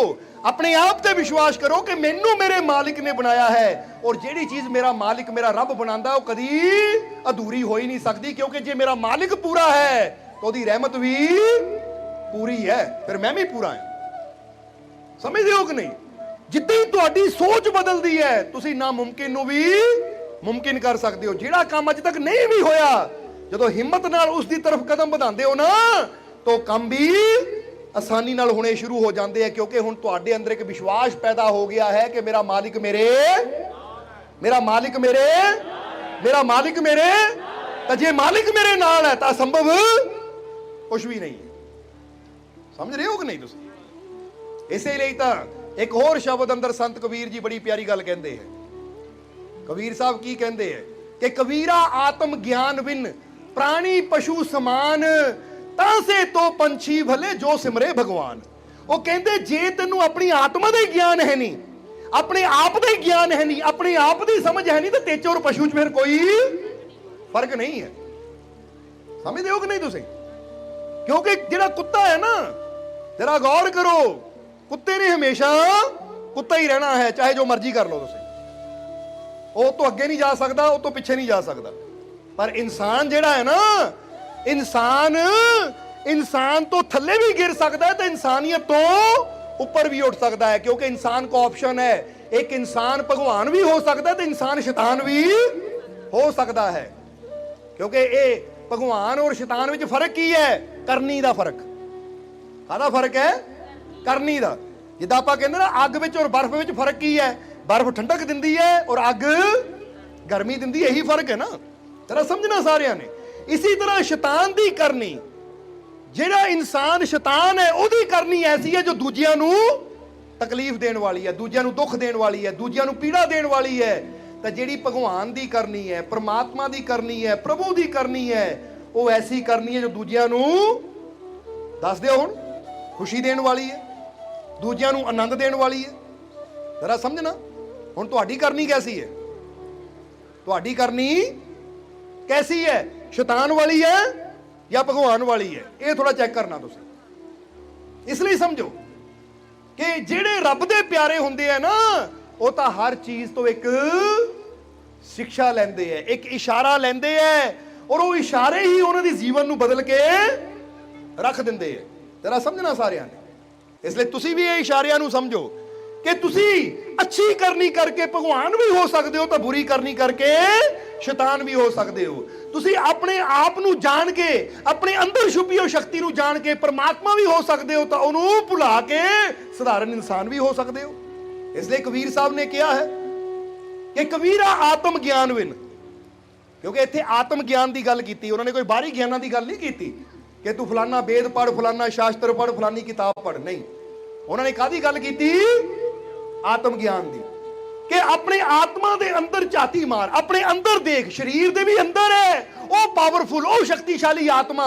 ਜਦੋਂ ਤੈਨੂੰ ਉਹਦੀ ਸੋਝੀ ਹੋ ਜਾਂਦੀ ਹੈ ਤਾਂ ਫਿਰ ਤੂੰ ਇਨਸਾਨ ਨਹੀਂ ਰਹਿੰਦਾ। ਪਰ ਉਹ ਸਮਝਦੇ ਹੋ ਕਿ ਨਹੀਂ? ਹੁਣ ਅਸੀਂ ਜਰਾ ਗੌਰ ਕਰੀਏ ਕਿ ਮਹਾਤਮਾ ਬੁੱਧ ਹੋ ਗਏ ਜਾਂ ਸ਼੍ਰੀ ਕ੍ਰਿਸ਼ਨ ਹੋ ਗਏ ਜਾਂ ਹੋਰ ਇੰਨੇ ਸੰਤ ਮਹਾਪੁਰਸ਼ ਹੋਏ ਹੈ, ਉਹਨਾਂ ਨੂੰ ਇੰਨੀ ਉੱਚੀ ਪਦਵੀ ਤੇ ਕਿਉਂ ਬਿਠਾਇਆ? ਕਿਉਂਕਿ ਉਹਨਾਂ ਨੇ ਆਪਣੀ ਆਤਮਾ ਨੂੰ ਜਾਣ ਲਿਆ ਕਿ ਸਾਡੇ ਅੰਦਰ ਕਿਹੜੀ ਸ਼ਕਤੀਸ਼ਾਲੀ ਤਾਕਤ ਬੈਠੀ। ਫਰਕ ਕੀ ਹੈ ਉਹਨਾਂ ਅੰਦਰ ਔਰ ਆਮ ਇਨਸਾਨ ਅੰਦਰ? ਕਿਉਂਕਿ ਇਨਸਾਨ ਨੇ ਹਲੇ ਆਪਣੇ ਅੰਦਰਲੀ ਸ਼ਕਤੀ ਨੂੰ ਸਮਝਿਆ ਨਹੀਂ, ਤਾਂ ਉਹਨਾਂ ਨੇ ਧਿਆਨ ਦੇ ਜ਼ਰੀਏ, ਮੈਡੀਟੇਸ਼ਨ ਦੇ ਜ਼ਰੀਏ ਜਾਂ ਗੁਰੂ ਰਹਿਬਰਾਂ ਦੀ ਸੋਬਤ ਵਿੱਚ ਬਹਿ ਕੇ, ਉਹਨਾਂ ਦੀ ਸੰਗਤ ਦੇ ਜ਼ਰੀਏ ਉਹ ਯੁਕਤੀ ਲੈ ਲਈ ਕਿ ਉਹਨਾਂ ਨੂੰ ਆਪਣੇ ਆਪ ਦਾ ਗਿਆਨ ਹੋ ਗਿਆ। ਤਾਂ ਫਿਰ ਕਿਹੜੀ ਮੰਜ਼ਿਲ ਤੇ ਪਹੁੰਚ ਗਏ ਹੋ? ਸਮਝਦੇ ਹੋ ਕਿ ਨਹੀਂ? ਤਾਂ ਹੀ ਤਾਂ ਕਿਹਾ ਜਾਂਦਾ ਨਾ, ਇੱਕ ਗਾਜਰ ਹੁੰਦੀ ਹੈ, ਇੱਕ ਗਾਜਰ ਹੁੰਦੀ ਹੈ, ਉਹਨੂੰ ਕੱਟ ਕੇ ਉੱਤੇ ਨਮਕ ਮਿਰਚ ਮਸਾਲੇ ਜੇ ਪਾ ਕੇ ਛੱਡ ਦਿਓ ਉਹਨੂੰ ਕੁਝ ਦਿਨਾਂ ਵਾਸਤੇ, ਉਹਦਾ ਕੀ ਬਣ ਜਾਂਦਾ ਹੈ? ਸਿਰਕਾ ਪਾ ਦਿਓ, ਕੀ ਬਣ ਗਿਆ? ਅਚਾਰ। ਔਰ ਗਾਜਰ ਉਹੀ ਹੈ, ਉਹਨੂੰ ਕੱਟ ਕੇ ਖੰਡ ਦੀ ਚਾਸਨੀ ਦੇ ਵਿੱਚ ਉਹਨੂੰ ਡੁਬੋ ਕੇ ਰੱਖ ਦਿਓ, ਕੁਝ ਦਿਨਾਂ ਬਾਅਦ ਉਹਦਾ ਕੀ ਬਣ ਜਾਂਦਾ ਹੈ? ਜਵਾਬ ਦਿਓ। ਗਾਜਰ ਉਹੀ ਹੈ, ਕੱਟੀ, ਲੂਣ ਮਿਰਚ ਮਸਾਲੇ ਲਾ ਕੇ ਤੇਲ 'ਚ ਪਾ ਕੇ ਜਾਂ ਸਿਰਕੇ 'ਚ ਪਾ ਕੇ ਰੱਖ ਦਿੱਤਾ ਤਾਂ ਬਣ ਗਿਆ ਅਚਾਰ। ਔਰ ਗਾਜਰ ਉਹੀ ਹੈ, ਕੱਟ ਕੇ ਉਹਨੂੰ ਖੰਡ ਦੀ ਚੌਸਨੀ ਵਿੱਚ ਛੱਡ ਦਿਓ ਤਾਂ ਬਣ ਗਿਆ ਮੁਰੱਬਾ। ਚੀਜ਼ ਉਹੀ ਹੈ, ਪਰ ਜਿੱਦਾਂ ਦੀ ਸੰਗਤ ਮਿਲਦੀ ਹੈ ਅਸਰ ਉਦਾਂ ਦਾ ਦੇਣਾ ਸ਼ੁਰੂ ਕਰ ਦਿੰਦੀ ਹੈ। ਸਮਝਦੇ ਹੋ ਕਿ ਨਹੀਂ? ਹੁਣ ਤੁਸੀਂ ਵੀ ਆਪਣੇ ਆਪ ਨੂੰ ਸਮਝੋ ਕਿ ਤੁਹਾਡਾ ਵੀ ਸਰੀਰ ਉਹੀ ਹੈ, ਪਰ ਜਿੱਦਾਂ ਦੀ ਸੋਬਤ, ਜਿੱਦਾਂ ਦੀ ਸੰਗਤ ਤੁਹਾਨੂੰ ਮਿਲਣੀ ਸ਼ੁਰੂ ਹੋ ਜਾਣੀ ਹੈ, ਤੁਹਾਡੇ ਜੀਵਨ 'ਚ ਵੈਸਾ ਹੀ ਅਸਰ ਆਂਦਾ ਚਲਾ ਜਾਣਾ ਹੈ। ਇਸ ਲਈ ਅਸੀਂ ਤੁਹਾਨੂੰ ਇਹ ਕਵਾਂਗੇ ਕਿ ਜਿੱਦਾਂ ਦੱਸਿਆ, ਕਰਨੀ ਇਨਸਾਨ ਨੂੰ ਸ਼ੈਤਾਨ ਵੀ ਬਣਾਉਂਦੀ, ਤਾਂ ਕਰਨੀ ਇਨਸਾਨ ਨੂੰ ਭਗਵਾਨ ਵੀ ਬਣਾਉਂਦੀ ਹੈ। ਇਸ ਲਈ ਕਰਨੀ ਸਾਡੀ ਅੱਛੀ ਹੋਣੀ ਚਾਹੀਦੀ ਹੈ, ਲਕਸ਼ ਸਾਡਾ ਅੱਛਾ ਹੋਣਾ ਚਾਹੀਦਾ ਹੈ। ਸਿਰਫ ਬੰਦਾ ਇਹ ਨਾ ਕੋਈ ਮੈਂ ਦਿਨ ਰਾਤ ਕੰਮ ਕਰਦਾ ਹਾਂ, ਮੈਂ ਦਿਨ ਰਾਤ ਕਈ ਕਹਿੰਦੇ ਨਾ ਮੈਂ ਦਿਨ ਰਾਤ ਕੰਮ ਕਰਦਾ ਹਾਂ, ਉਹ ਦਿਨ ਰਾਤ ਮਿਹਨਤ ਕਰਨ ਨਾਲ ਕੋਈ ਗੱਲ ਹੀ ਬਣਦੀ, ਸਾਡਾ ਲਕਸ਼ ਅੱਛਾ ਨਾ ਹੋਵੇ। ਹੁਣ ਦਿਨ ਰਾਤ ਮਿਹਨਤ ਤਾਂ ਦੀਮਕ ਵੀ ਕਰਦੀ ਹੈ, ਪਰ ਉਹਦਾ ਲਕਸ਼ ਕੀ ਹੁੰਦਾ ਹੈ? ਘਰ ਨੂੰ ਉਜਾੜਨ ਦਾ, ਘਰ ਨੂੰ ਬਰਬਾਦ ਕਰਨ ਦਾ, ਨਾ ਕਿ ਘਰ ਨੂੰ ਬਣਾਉਣ ਦਾ। ਦੀਮਕ ਦੇਖਿਆ ਨਾ ਤੁਸੀਂ? ਦਿਨ ਰਾਤ ਲੱਕੜ ਨੂੰ ਚਰ ਚਰ ਚਰ ਖਾਂਦੀ ਰਹੇਗੀ, ਪਰ ਉਹਦਾ ਲਕਸ਼ ਕੀ ਹੈ? ਕੰਮ ਤਾਂ ਉਹ ਵੀ ਦਿਨ ਰਾਤ ਕਰਦੀ ਹੈ, ਦੀਮਕ। ਪਰ ਉਹਦਾ ਕੰਮ ਹੁੰਦਾ ਆ ਪੇੜ ਨੂੰ ਜਾਂ ਲੱਕੜ ਨੂੰ ਅੰਦਰੋਂ ਖੋਖਲਾ ਕਰ ਦੇਣਾ, ਤਬਾਹ ਕਰ ਦੇਣਾ ਇਹਨੂੰ। ਜ਼ਰਾ ਹੁਣ ਗੌਰ ਕਰਨ ਵਾਲੀ ਗੱਲ ਹੈ। ਦੱਸਣਾ ਕੀ ਚਾਹੁੰਦੇ ਐ ਅਸੀਂ ਕਿ ਸਿਰਫ ਕੰਮ ਹੀ ਨਾ ਕਰੋ, ਬਲਕਿ ਆਪਣੇ ਲਕਸ਼ ਨੂੰ, ਆਪਣੀ ਕਰਨੀ ਨੂੰ ਅੱਛਾ ਕਰੀਏ ਕਿ ਮੇਰਾ ਲਕਸ਼ ਅੱਛਾ ਹੈ। ਫਿਰ ਅੱਛਾਈ ਦੇ ਮਾਰਗ ਤੇ ਚਲਦਿਆਂ ਚਲਦਿਆਂ ਤੁਸੀਂ ਉਹਦਾ ਹੀ ਰੂਪ ਹੋ ਜਾਓਗੇ, ਕਿਉਂਕਿ ਅੱਛਾ ਕਰਨਾ ਹੀ ਤਾਂ ਪ੍ਰਮਾਤਮਾ ਦਾ, ਦੱਸ ਦਿਓ, ਕੰਮ ਹੈ। ਅੱਛਾ ਕਰਨਾ ਹੀ ਤਾਂ ਪ੍ਰਭੂ ਦਾ ਕੰਮ ਹੈ। ਔਰ ਜਦੋਂ ਤੁਸੀਂ ਵੀ ਅੱਛਾਈ ਕਰਨੀ ਸ਼ੁਰੂ ਕਰ ਦਿੱਤੀ ਤਾਂ ਫਿਰ ਤੁਹਾਡੀ ਤਾਂ ਉਹ 'ਚ ਫਰਕ ਹੀ ਰਹਿ ਗਿਆ। ਜਰਾ ਸੋਚ ਕੇ ਦੇਖੋ ਤੁਸੀਂ। ਇਸ ਲਈ ਜਿਹੜੇ ਰੱਬ ਦੇ ਆਸ਼ਿਕ ਹੁੰਦੇ ਨਾ, ਰੱਬ ਨਾਲ ਪ੍ਰੇਮ ਕਰਨ ਵਾਲੇ ਹੁੰਦੇ ਐ, ਉਹ ਆਪਣੀਆਂ ਜਾਨਾਂ ਤੇ ਦੁੱਖ ਚੱਲ ਲੈਂਦੇ ਆ, ਆਪਣੀਆਂ ਜਾਨਾਂ ਤੇ ਤਕਲੀਫਾਂ ਚੱਲ ਲੈਂਦੇ ਆ, ਪਰ ਉਹਨਾਂ ਦੀ ਕੋਸ਼ਿਸ਼ ਇਹੀ ਹੁੰਦੀ ਹੈ ਕਿ ਕਿਸ ਤਰ੍ਹਾਂ ਦੂਜਿਆਂ ਨੂੰ ਖੁਸ਼ੀ ਦੇ ਦਈਏ। ਤਾਂ ਹੀ ਤਾਂ ਐਸੇ ਇੱਕ ਸ਼ੇਰ ਦੱਸੀਦਾ ਹੈ ਕਿ ਯਾਰ ਦੇ ਨਾਮ ਦਾ ਜੇਕਰ ਮਿਲੇ ਮਿਹਣਾ, ਝੋਲੀ ਪਾ ਲਈਏ ਐਵੇਂ ਛੱਟੀਏ ਨਾ। ਯਾਰ ਦੀ ਖਾਤਰ ਜੇਕਰ ਮਿਲੇ ਸੂਲੀ, ਝੂਟਾ ਝੂਟ ਲਈਏ ਪਿੱਛੇ ਹਟੀਏ ਨਾ। ਪਰ ਉਹ ਸਮਝਦੇ ਹੋ ਕਿ ਨਹੀਂ? ਕਿਉਂਕਿ ਕਿ ਪੀਂਘ ਦੇ ਝੂਟੇ ਹੁੰਦੇ ਆ ਨਾ, ਕਿ ਬੰਦਾ ਪੀਂਘ ਤੇ ਬਹਿ ਕੇ ਝੂਟਾ ਲੈਂਦਾ ਹੈ, ਪਰ ਇੱਕ ਹੁੰਦਾ ਸੂਲੀ ਵਾਲਾ ਝੂਟਾ, ਕਿ ਜਦੋਂ ਗਰਦਨ 'ਚ ਰੱਸੀ ਲਟਕਾਇਆ ਜਾਂਦਾ ਉਦੋਂ ਹੀ ਬੰਦੇ ਦਾ ਸਰੀਰ ਝੂਲਦਾ ਹੈ। ਤੇ ਆਸ਼ਕਾਂ ਦੀ ਗੱਲ ਦੱਸੀ ਦੀ ਹੈ ਕਿ ਜੇ ਉਹ ਰੱਬ ਦੇ ਹੋ ਕੇ ਮਿਹਣੇ ਵੀ ਮਿਲਣ ਤਾਂ ਫੇਰ ਕਹਿੰਦੇ ਝੋਲੀ ਪਾ ਲਈਏ ਐਵੇਂ ਛੱਟੀਏ ਨਾ। ਛੱਟੀਏ ਦਾ ਮਤਲਬ ਹੁੰਦਾ ਜਦੋਂ ਛੱਜ 'ਚ ਦਾਣੇ ਪਾ ਕੇ ਬੰਦਾ ਛੱਡਦਾ ਹੈ ਕਿ ਆਹ ਚੀਜ਼ ਰੱਖਣੀ ਹੈ ਤਾਂ ਆਹ ਚੀਜ਼ ਮੈਂ ਛੱਡਣੀ ਹੈ। ਉਹ ਕਹਿੰਦੇ ਜੇ ਯਾਰ ਦੇ ਨਾਂ ਤੇ ਮਿਹਣਾ ਮਿਲੇ ਤਾਂ ਫਿਰ ਝੋਲੀ ਪਾ ਲਈਏ, ਉਹਨੂੰ ਐਵੇਂ ਛੱਡਦੇ ਨਾ ਫਿਰੀਏ, ਉਹਨੂੰ ਬਣਾ ਕੇ ਰੱਖੀਏ ਆਪਣਾ। ਠੀਕ ਹੈ ਭਾਈ, ਕਿਸਮਤ ਵਾਲੇ ਆ, ਯਾਰ ਦੇ ਨਾਂ ਤੇ, ਰੱਬ ਦੇ ਨਾਂ ਤੇ ਸਾਨੂੰ ਮਿਹਣੇ ਮਿਲ ਰਹੇ ਆ। ਕਿਸੇ ਨੂੰ ਸ਼ਰਾਬ ਦੇ ਮਿਹਣੇ ਮਿਲਦੇ ਆ, ਕਿਸੇ ਨੂੰ ਜੂਏ ਦੇ ਮਿਹਣੇ ਮਿਲਦੇ ਆ, ਕਿਸੇ ਨੂੰ ਬੁਰਾਈਆਂ ਦੇ ਮਿਹਣੇ ਮਿਲਦੇ ਆ, ਕਿਸੇ ਨੂੰ ਠੱਗੀਆਂ ਦੇ ਮਿਹਣੇ ਮਿਲਦੇ ਆ, ਕਿਸੇ ਨੂੰ 420 ਦੇ ਮਿਹਣੇ ਮਿਲਦੇ ਆ। ਉਹ ਜੇ ਸਾਨੂੰ ਮਿਹਣਾ ਮਿਲ ਰਿਹਾ ਤਾਂ ਰੱਬ ਦੇ ਨਾਂ ਦਾ ਮਿਲ ਰਿਹਾ ਹੈ। ਸਮਝਦੇ ਹੋ ਕਿ ਨਹੀਂ? ਤਾਂ ਇਹਨੂੰ ਮੈਂ ਹੱਸ ਕੇ ਝੋਲੀ ਪਵਾਉਂਦਾ, ਕਿਉਂਕਿ ਚੰਗੀ ਚੀਜ਼ ਨਾਲ ਬਦਨਾਮੀ ਮਿਲੇ ਤਾਂ ਉਹ ਵੀ ਚੰਗੀ। ਸਮਝਦੇ ਹੋ ਕਿ ਨਹੀਂ? ਫਿਰ ਉਹਨੂੰ ਛੱਡਣਾ ਕੀ? ਇਸ ਲਈ ਤਾਂ ਹੀ ਦੱਸਿਆ ਹੈ ਕਿ ਜੇਕਰ ਯਾਰ ਦੇ ਖਾਤਰ ਮਿਲੇ ਮਿਹਣਾ, ਝੋਲੀ ਪਾ ਲਈਏ ਐਵੇਂ ਛੱਟੀਏ ਨਾ। ਉਹ ਜੇਕਰ ਯਾਰ ਦੀ ਖਾਤਰ ਮਿਲੇ ਸੂਲੀ, ਝੂਟਾ ਝੂਟ ਲਈਏ ਪਿੱਛੇ ਹਟੀਏ ਨਾ। ਤਵੇ ਤਾਂ ਝੂਟੇ ਝੂਟ ਲਈਏ ਕਿ ਭਾਈ ਇਹ ਸੂਲੀ ਵੀ, ਕਿਉਂਕਿ ਇਸ਼ਕ ਨਹੀਂ ਡਰਦਾ ਮੌਤ ਕੋਲੋਂ, ਭਵੇਂ ਸੂਲੀ ਚੜਨਾ ਪੈ ਜਾਵੇ, ਨੱਚ ਨੱਚ ਕੇ ਯਾਰ ਮਨਾ ਲੈਂਦਾ, ਭਵੇਂ ਕੰਜਰੀ ਬਣਨਾ ਪੈ ਜਾਵੇ। ਕਿ ਜਿਹੜੇ ਆਸ਼ਿਕ ਹੁੰਦੇ ਐ ਉਹ ਨਾ ਮੌਤ ਤੋਂ ਡਰਦੇ, ਤਾਂ ਨਾ ਸੂਲੀਆਂ ਤੋਂ ਡਰਦੇ, ਤਾਂ ਨਾ ਹੀ ਕਿਸੇ ਹੋਰ ਚੀਜ਼ ਤੋਂ ਡਰਦੇ। ਉਹ ਕਹਿੰਦੇ ਇਸ ਦੇ ਇਸ਼ਕ ਕਰਦੇ ਆਪਣੇ ਰੱਬ ਨੂੰ। ਜੇ ਉਹਦੇ ਇਸ਼ਕ ਵਿੱਚ ਸੂਲੀ ਤੇ ਵੀ ਝੂਟਾ ਲੈਣਾ ਪੈ ਜਾਵੇ ਤਾਂ ਅਸੀਂ ਲੈਣ ਨੂੰ ਤਿਆਰ ਹਾਂ, ਕਿਉਂਕਿ ਆਸ਼ਕਾਂ ਦੀ ਗੱਲ ਹੀ ਇਹ ਹੁੰਦੀ ਹੈ। ਇਸ ਲਈ ਸਮਝਣਾ ਸਾਰਿਆਂ ਨੇ। ਇਸ ਲਈ ਚੈੱਕ ਕਰੋ ਆਪਣੇ ਆਪ ਨੂੰ ਕਿ ਸਾਡੇ ਅੰਦਰ ਇਸ਼ਕ ਹੈ ਜਾਂ ਨਹੀਂ, ਸਾਡੇ ਅੰਦਰ ਮੁਹੱਬਤ ਹੈ ਜਾਂ ਨਹੀਂ। ਕਿਉਂਕਿ ਜੇ ਰੱਬ ਦੀ ਮੁਹੱਬਤ ਹੋਏਗੀ ਨਾ, ਉਹ ਪ੍ਰਮਾਤਮਾ ਦਾ ਪ੍ਰੇਮ ਸਾਡੇ ਜੀਵਨ 'ਚ ਹੋਏਗਾ, ਤਾਂ ਖੁਸ਼ੀਆਂ ਵੀ ਜੀਵਨ 'ਚ ਸਾਡੇ ਫੇਰ ਹੀ ਆਣਗੀਆਂ। ਸਫਲਤਾ, ਕਾਮਯਾਬੀ ਵੀ ਸਾਡੇ ਜੀਵਨ 'ਚ ਫੇਰ ਹੀ ਆਏਗੀ। ਔਰ ਤੁਸੀਂ ਕਾਮਯਾਬ ਹੋਣਾ ਚਾਹੁੰਦੇ ਹੋ ਕਿ ਨਹੀਂ? ਤਾਂ ਫਿਰ ਕਾਮਯਾਬੀ ਦਾ ਜੋ ਦਾਤਾ ਹੈ, ਜਿਹਦਾ ਦੱਸਿਆ ਕਿ ਸਭ ਕੁਝ ਤਾਂ ਉਹਦੇ ਹੱਥ 'ਚ ਹੈ, ਕੁਝ ਚੀਜ਼ਾਂ ਬੰਦੇ ਦੇ ਹੱਥ 'ਚ ਹੈ, ਪਰ ਜਿਹੜੀਆਂ ਚੀਜ਼ਾਂ ਬੰਦੇ ਦੇ ਹੱਥ 'ਚ ਹੈ ਨਾ, ਉਹ ਕੋਈ ਜ਼ਿਆਦਾ ਮਾਇਨੇ ਨਹੀਂ ਰਖਾਉਂਦੀਆਂ। ਸਮਝਦੇ ਹੋ ਕਿ ਨਹੀਂ? ਕਿਉਂਕਿ ਜਿਹੜੀਆਂ ਚੀਜ਼ਾਂ ਉਹਦੇ ਹੱਥ 'ਚ ਹੈ, ਸਾਰੀ ਕਾਇਨਾਤ ਤੇ ਸੰਸਾਰ, ਇਹ ਦੁਨੀਆ, ਇਨਸਾਨ ਚੱਲਦਾ ਹੀ ਉਹਦੇ ਕਰਕੇ ਹੈ। ਤਾਂ ਜਦੋਂ ਉਹਨੂੰ ਹੀ ਅਸੀਂ ਆਪਣਾ ਬਣਾ ਲਿਆ, ਤਾਂ ਜਿੱਦਾਂ ਕਿਹਾ ਗਿਆ, ਬਾਬਾ ਫਰੀਦ ਕਹਿੰਦੇ ਆ, ਫਰੀਦਾ ਆਪ ਸਵਾਰੇ ਮੈਂ ਮਿਲੇ, ਮੈਂ ਮਿਲਿਆ ਸੁਖ ਹੋਏ, ਜੇ ਤੂੰ ਮੇਰਾ ਹੋ ਲਵੇਂ ਤਾਂ ਸਭ ਜਗ ਤੇਰਾ ਹੋਏ। ਜਰਾ ਕਰਕੇ ਦੇਖੋ, ਇਹ ਸ਼ਬਦਾਂ ਨੂੰ ਹੀ ਪਹਿਲਾਂ ਬੰਦਾ ਜਦੋਂ ਬੋਲ ਕੇ ਦੇਖੇ ਨਾ, ਤਾਂ ਅੰਦਰ ਇੱਕ ਖੁਸ਼ੀ ਦੀ ਲਹਿਰ ਉੱਠਦੀ ਹੈ ਕਿ ਜੇ ਮੈਂ ਆਪਣੇ ਰੱਬ ਦਾ ਹੋ ਜਾਵਾਂ, ਆਪਣੇ ਮਾਲਿਕ ਦਾ ਹੋ ਜਾਵਾਂ, ਤੇ ਇਹਦਾ ਮਤਲਬ ਸਭ ਕੁਝ ਮੇਰਾ ਹੋ ਜਾਏਗਾ। ਤਾਂ ਪਿੱਛੇ ਕਿਉਂ ਹਟਣਾ ਮੈਂ? ਫਿਰ ਇੱਕ ਵਾਰ ਉਹਦਾ ਹੋ ਕੇ ਹੀ ਦੇਖ ਲਵਾਂ, ਇੱਕ ਵਾਰ ਹੋ ਕੇ ਦੇਖ ਲਈਏ ਉਹਦਾ। ਇਸ ਲਈ ਉਹਦਾ ਹੋਣ ਵਾਸਤੇ ਇੱਕ ਗੱਲ ਤੁਹਾਨੂੰ ਕਵਾਂਗੇ ਕਿ ਉਹਦਾ ਹੋਣ ਵਾਸਤੇ ਕੋਈ ਇਹ ਨਹੀਂ ਹੈ ਘਰ-ਬਾਰ ਛੱਡਣਾ ਹੈ, ਪਰਿਵਾਰ ਛੱਡ ਕੇ ਕਿਤੇ ਜੰਗਲਾਂ 'ਚ ਜਾ ਕੇ ਬਹਿਣਾ ਹੈ, ਕਿਤੇ ਗੁਫਾਵਾਂ 'ਚ ਜਾ ਕੇ ਬਹਿਣਾ ਹੈ। ਉਹਦਾ ਹੋਣ ਵਾਸਤੇ ਬਸ ਇੰਨਾ ਹੀ ਹੈ ਕਿ ਜਦੋਂ ਵੀ ਕੋਈ ਵੀ ਕਰਨੀ ਕਰੀਏ, ਕਰਮ ਕਰੀਏ, ਚਾਹੇ ਅਸੀਂ ਬੋਲਣਾ ਹੋਵੇ, ਉੱਠਣਾ ਬੈਠਣਾ ਹੋਵੇ, ਤਾਂ ਇਹ ਚੀਜ਼ ਦਾ ਖਿਆਲ ਰੱਖੀਏ ਕਿ ਮੇਰੀ ਬੋਲ ਬਾਣੀ, ਮੇਰੀ ਕਰਨੀ ਐਸੀ ਹੋਣੀ ਚਾਹੀਦੀ ਹੈ ਜਿਸ 'ਚ ਮੇਰਾ ਰੱਬ ਖੁਸ਼ ਹੋਵੇ। ਸਮਝਦੇ ਹੋ ਕਿ ਨਹੀਂ? ਇਹੀ ਤਾਂ ਕਰਮ ਕਰਨਾ ਹੈ। ਅਸੀਂ ਪਰਿਵਾਰ 'ਚ ਰਹਿਣਾ ਹੈ, ਘਰ 'ਚ ਰਹਿਣਾ ਹੈ, ਔਰ ਥੋੜਾ ਸਮਾਂ ਕੱਢ ਕੇ ਆਪਣੇ ਮਾਲਿਕ ਦੀ ਯਾਦ ਵਿੱਚ ਵੀ ਜ਼ਰੂਰ ਬੈਠਣਾ ਹੈ। ਕਿਉਂਕਿ ਜਦੋਂ ਇਨਸਾਨ ਉਹਦੇ ਸਿਮਰਨ ਤੇ ਬਹਿੰਦਾ ਹੈ, ਉਹਦੀ ਬੰਦਗੀ ਤੇ ਬਹਿੰਦਾ ਹੈ, ਮੈਡੀਟੇਸ਼ਨ ਤੇ ਬਹਿੰਦਾ ਹੈ, ਤੇ ਅਸੀਂ ਹਮੇਸ਼ਾ ਦੱਸੀਦਾ ਹੈ ਕਿ ਜਰਾ ਧਿਆਨ ਦੇਣਾ ਕਿ ਜਦੋਂ ਤੁਸੀਂ ਪ੍ਰੇਮ ਨਾਲ ਮੈਡੀਟੇਸ਼ਨ ਕਰਦੇ ਹੋ, ਪ੍ਰੇਮ ਦੇ ਨਾਲ ਧਿਆਨ ਕਰਦੇ ਹੋ, ਪ੍ਰੇਮ ਦੇ ਨਾਲ ਸਿਮਰਨ ਕਰਦੇ ਹੋ, ਤਾਂ ਪ੍ਰੇਮ ਦੇ ਨਾਲ ਜਦੋਂ ਬਹਿ ਕੇ ਸਿਮਰਨ ਕਰਦੇ ਆ ਤਾਂ ਅਸੀਂ ਰੱਬ ਦੀ ਆਵਾਜ਼ ਨੂੰ ਸੁਣਦੇ ਆ। ਤਾਂ ਜਦੋਂ ਵਿਸ਼ਵਾਸ ਨਾਲ ਪ੍ਰਾਰਥਨਾ ਕਰਦੇ ਆ ਤਾਂ ਫਿਰ ਰੱਬ ਸਾਡੀ ਆਵਾਜ਼ ਨੂੰ ਸੁਣਦਾ ਹੈ। ਕਹਿੰਦੇ ਜੇ ਰੱਬ ਤੱਕ ਆਪਣੀ ਆਵਾਜ਼ ਲਿਜਾਣੀ ਹੈ ਤਾਂ ਵਿਸ਼ਵਾਸ ਨਾਲ ਪ੍ਰਾਰਥਨਾ ਕਰੋ, ਤਾਂ ਜੇ ਰੱਬ ਦੀ ਆਵਾਜ਼ ਸੁਣਨੀ ਹੈ ਤਾਂ ਪ੍ਰੇਮ ਨਾਲ ਧਿਆਨ ਕਰੋ। ਸਮਝ ਆ ਰਹੀ ਹੈ ਕਿ ਨਹੀਂ? ਕਿਉਂਕਿ ਮੋਬਾਈਲ ਦੇ ਵਿੱਚ ਇੱਕ ਹੁੰਦਾ ਹੈ ਉਹ ਸਪੀਕਰ ਜਿੱਥੋਂ ਸਾਡੀ ਆਵਾਜ਼ ਦੂਜੇ ਤੱਕ ਜਾਂਦੀ ਹੈ, ਤੇ ਇੱਕ ਹੁੰਦਾ ਉਹ ਸਪੀਕਰ ਜਿੱਥੋਂ ਦੂਜੇ ਦੀ ਆਵਾਜ਼ ਸਾਡੇ ਤੱਕ ਆਉਂਦੀ ਹੈ। ਹੁਣ ਇੱਕ ਵੀ ਸਪੀਕਰ ਖਰਾਬ ਹੋਵੇ ਤਾਂ ਗੱਲ ਕਰਨ ਦਾ ਮਜ਼ਾ ਆਏਗਾ? ਜਵਾਬ ਦਿਓ ਸਾਨੂੰ। ਹੁਣ ਬੰਦਾ ਕਹੇ ਉਹਦੀ ਆਵਾਜ਼ ਤਾਂ ਮੈਨੂੰ ਸੁਣਦੀ ਹੈ ਪਰ ਮੇਰੀ ਆਵਾਜ਼ ਉੱਥੇ ਤੱਕ ਨਹੀਂ ਜਾਂਦੀ, ਤਾਂ ਫਿਰ ਕਹਿਣਾ ਭਾਈ ਕੱਟ ਕੇ ਫੋਨ ਦੁਬਾਰਾ ਕਰ, ਸਿਗਨਲ ਦੀ ਕਮੀ ਹੈ, ਤੇਰੀ ਆਵਾਜ਼ ਨਹੀਂ ਆ ਰਹੀ, ਜਾਂ ਮੈਨੂੰ ਤੇਰੀ ਆਵਾਜ਼ ਨਹੀਂ ਸੁਣ ਰਹੀ, ਮਜ਼ਾ ਹੀ ਨਹੀਂ ਆਉਂਦਾ ਗੱਲ ਕਰਨ ਦਾ। ਤੇ ਇਸੇ ਤਰ੍ਹਾਂ ਜ਼ਰਾ ਸੋਚੋ, ਉਹ ਪਰਮਾਤਮਾ ਤੱਕ ਤੁਹਾਡੀ ਆਵਾਜ਼ ਵੀ ਜਾ ਸਕਦੀ ਹੈ, ਤਾਂ ਉਹਦੀ ਆਵਾਜ਼ ਤੁਹਾਡੇ ਤੱਕ ਵੀ ਆ ਸਕਦੀ ਹੈ। ਪਰ ਉਹਦੇ ਵਾਸਤੇ ਦੋ ਕੰਮ ਕਰਨੇ ਪੈਣਗੇ, ਵਿਸ਼ਵਾਸ ਨਾਲ ਪ੍ਰਾਰਥਨਾ ਤਾਂ ਪ੍ਰੇਮ ਨਾਲ ਸਿਮਰਨ, ਮੈਡੀਟੇਸ਼ਨ, ਜਿੱਥੇ ਸ਼ਾਂਤ ਹੋ ਕੇ ਬੈਠੀਏ ਤਾਂ ਕਿ ਅਸੀਂ ਆਪਣੇ ਰੱਬ ਦੀ ਆਵਾਜ਼ ਨੂੰ ਜੋ ਸਾਡੇ ਅੰਦਰ ਗੂੰਜ ਰਹੀ ਹੈ ਉਹਨੂੰ ਸੁਣ ਸਕੀਏ। ਸਮਝਦੇ ਹੋ ਕਿ ਨਹੀਂ? ਕਿਉਂਕਿ ਇਹੀ ਇੱਕ ਤਰੀਕਾ ਹੁੰਦਾ ਹੈ ਆਪਣਾ ਕਨੈਕਸ਼ਨ ਪਰਮਾਤਮਾ ਨਾਲ ਜੋੜਨ ਦਾ।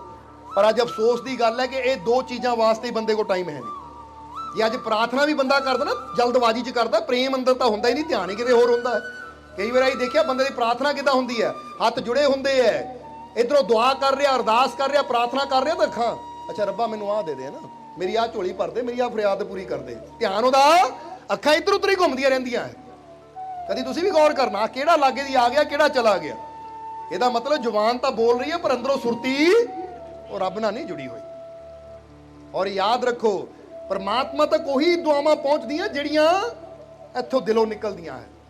ਤਾਂ ਹੀ ਤਾਂ ਕਿਹਾ ਨਾ ਖੁਦਾ ਕਬੂਲ ਕਰਤਾ ਹੈ ਹਰ वो दुआ जो दिल से होती है, मगर मुश्किल तो ये है जे बड़ी मुश्किल से होती है। पर गल तो यही है कि ਉਹਦੇ ਨਾਲ ਦਿਲ ਜੋੜਨਾ ਹੀ ਮੁਸ਼ਕਿਲ ਹੈ, ਕਿਉਂਕਿ ਦਿਲ ਹੀ ਬੰਦਾ ਹਜ਼ਾਰਾਂ ਪਾਸੇ ਜੋੜ ਕੇ ਬੈਠਾ ਹੈ। ਇਸ ਲਈ ਪ੍ਰਾਰਥਨਾ ਕਰੋ ਵਿਸ਼ਵਾਸ ਨਾਲ, ਪੂਰੇ ਯਕੀਨ ਦੇ ਨਾਲ।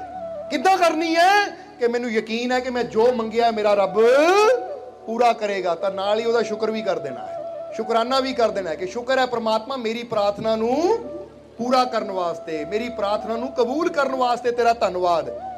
ਕਿਉਂਕਿ ਧੰਨਵਾਦ ਜਦੋਂ ਨਾਲ ਹੀ ਹੋ ਜਾਂਦਾ ਹੈ ਨਾ ਤਾਂ ਉਹ ਪ੍ਰਾਰਥਨਾ ਦੇ ਕਿੱਦਾਂ ਕਹਿੰਦੇ ਨਾ ਕਿ 100% ਚਾਂਸ ਹੋ ਜਾਂਦੇ ਐ ਪੂਰਾ ਹੋਣ ਦੇ। ਕਿਉਂਕਿ ਕੁਦਰਤ ਦੇਖਦੀ, ਪ੍ਰਮਾਤਮਾ ਦੇਖਦਾ, ਇਹਨਾਂ ਇੰਨਾ ਵਿਸ਼ਵਾਸ ਹੈ ਕਿ ਧੰਨਵਾਦ ਵੀ ਕਰ ਰਿਹਾ ਹੈ ਤਾਂ ਪੂਰਾ ਵੀ ਪ੍ਰਮਾਤਮਾ ਕਰ ਦਿੰਦਾ ਹੈ।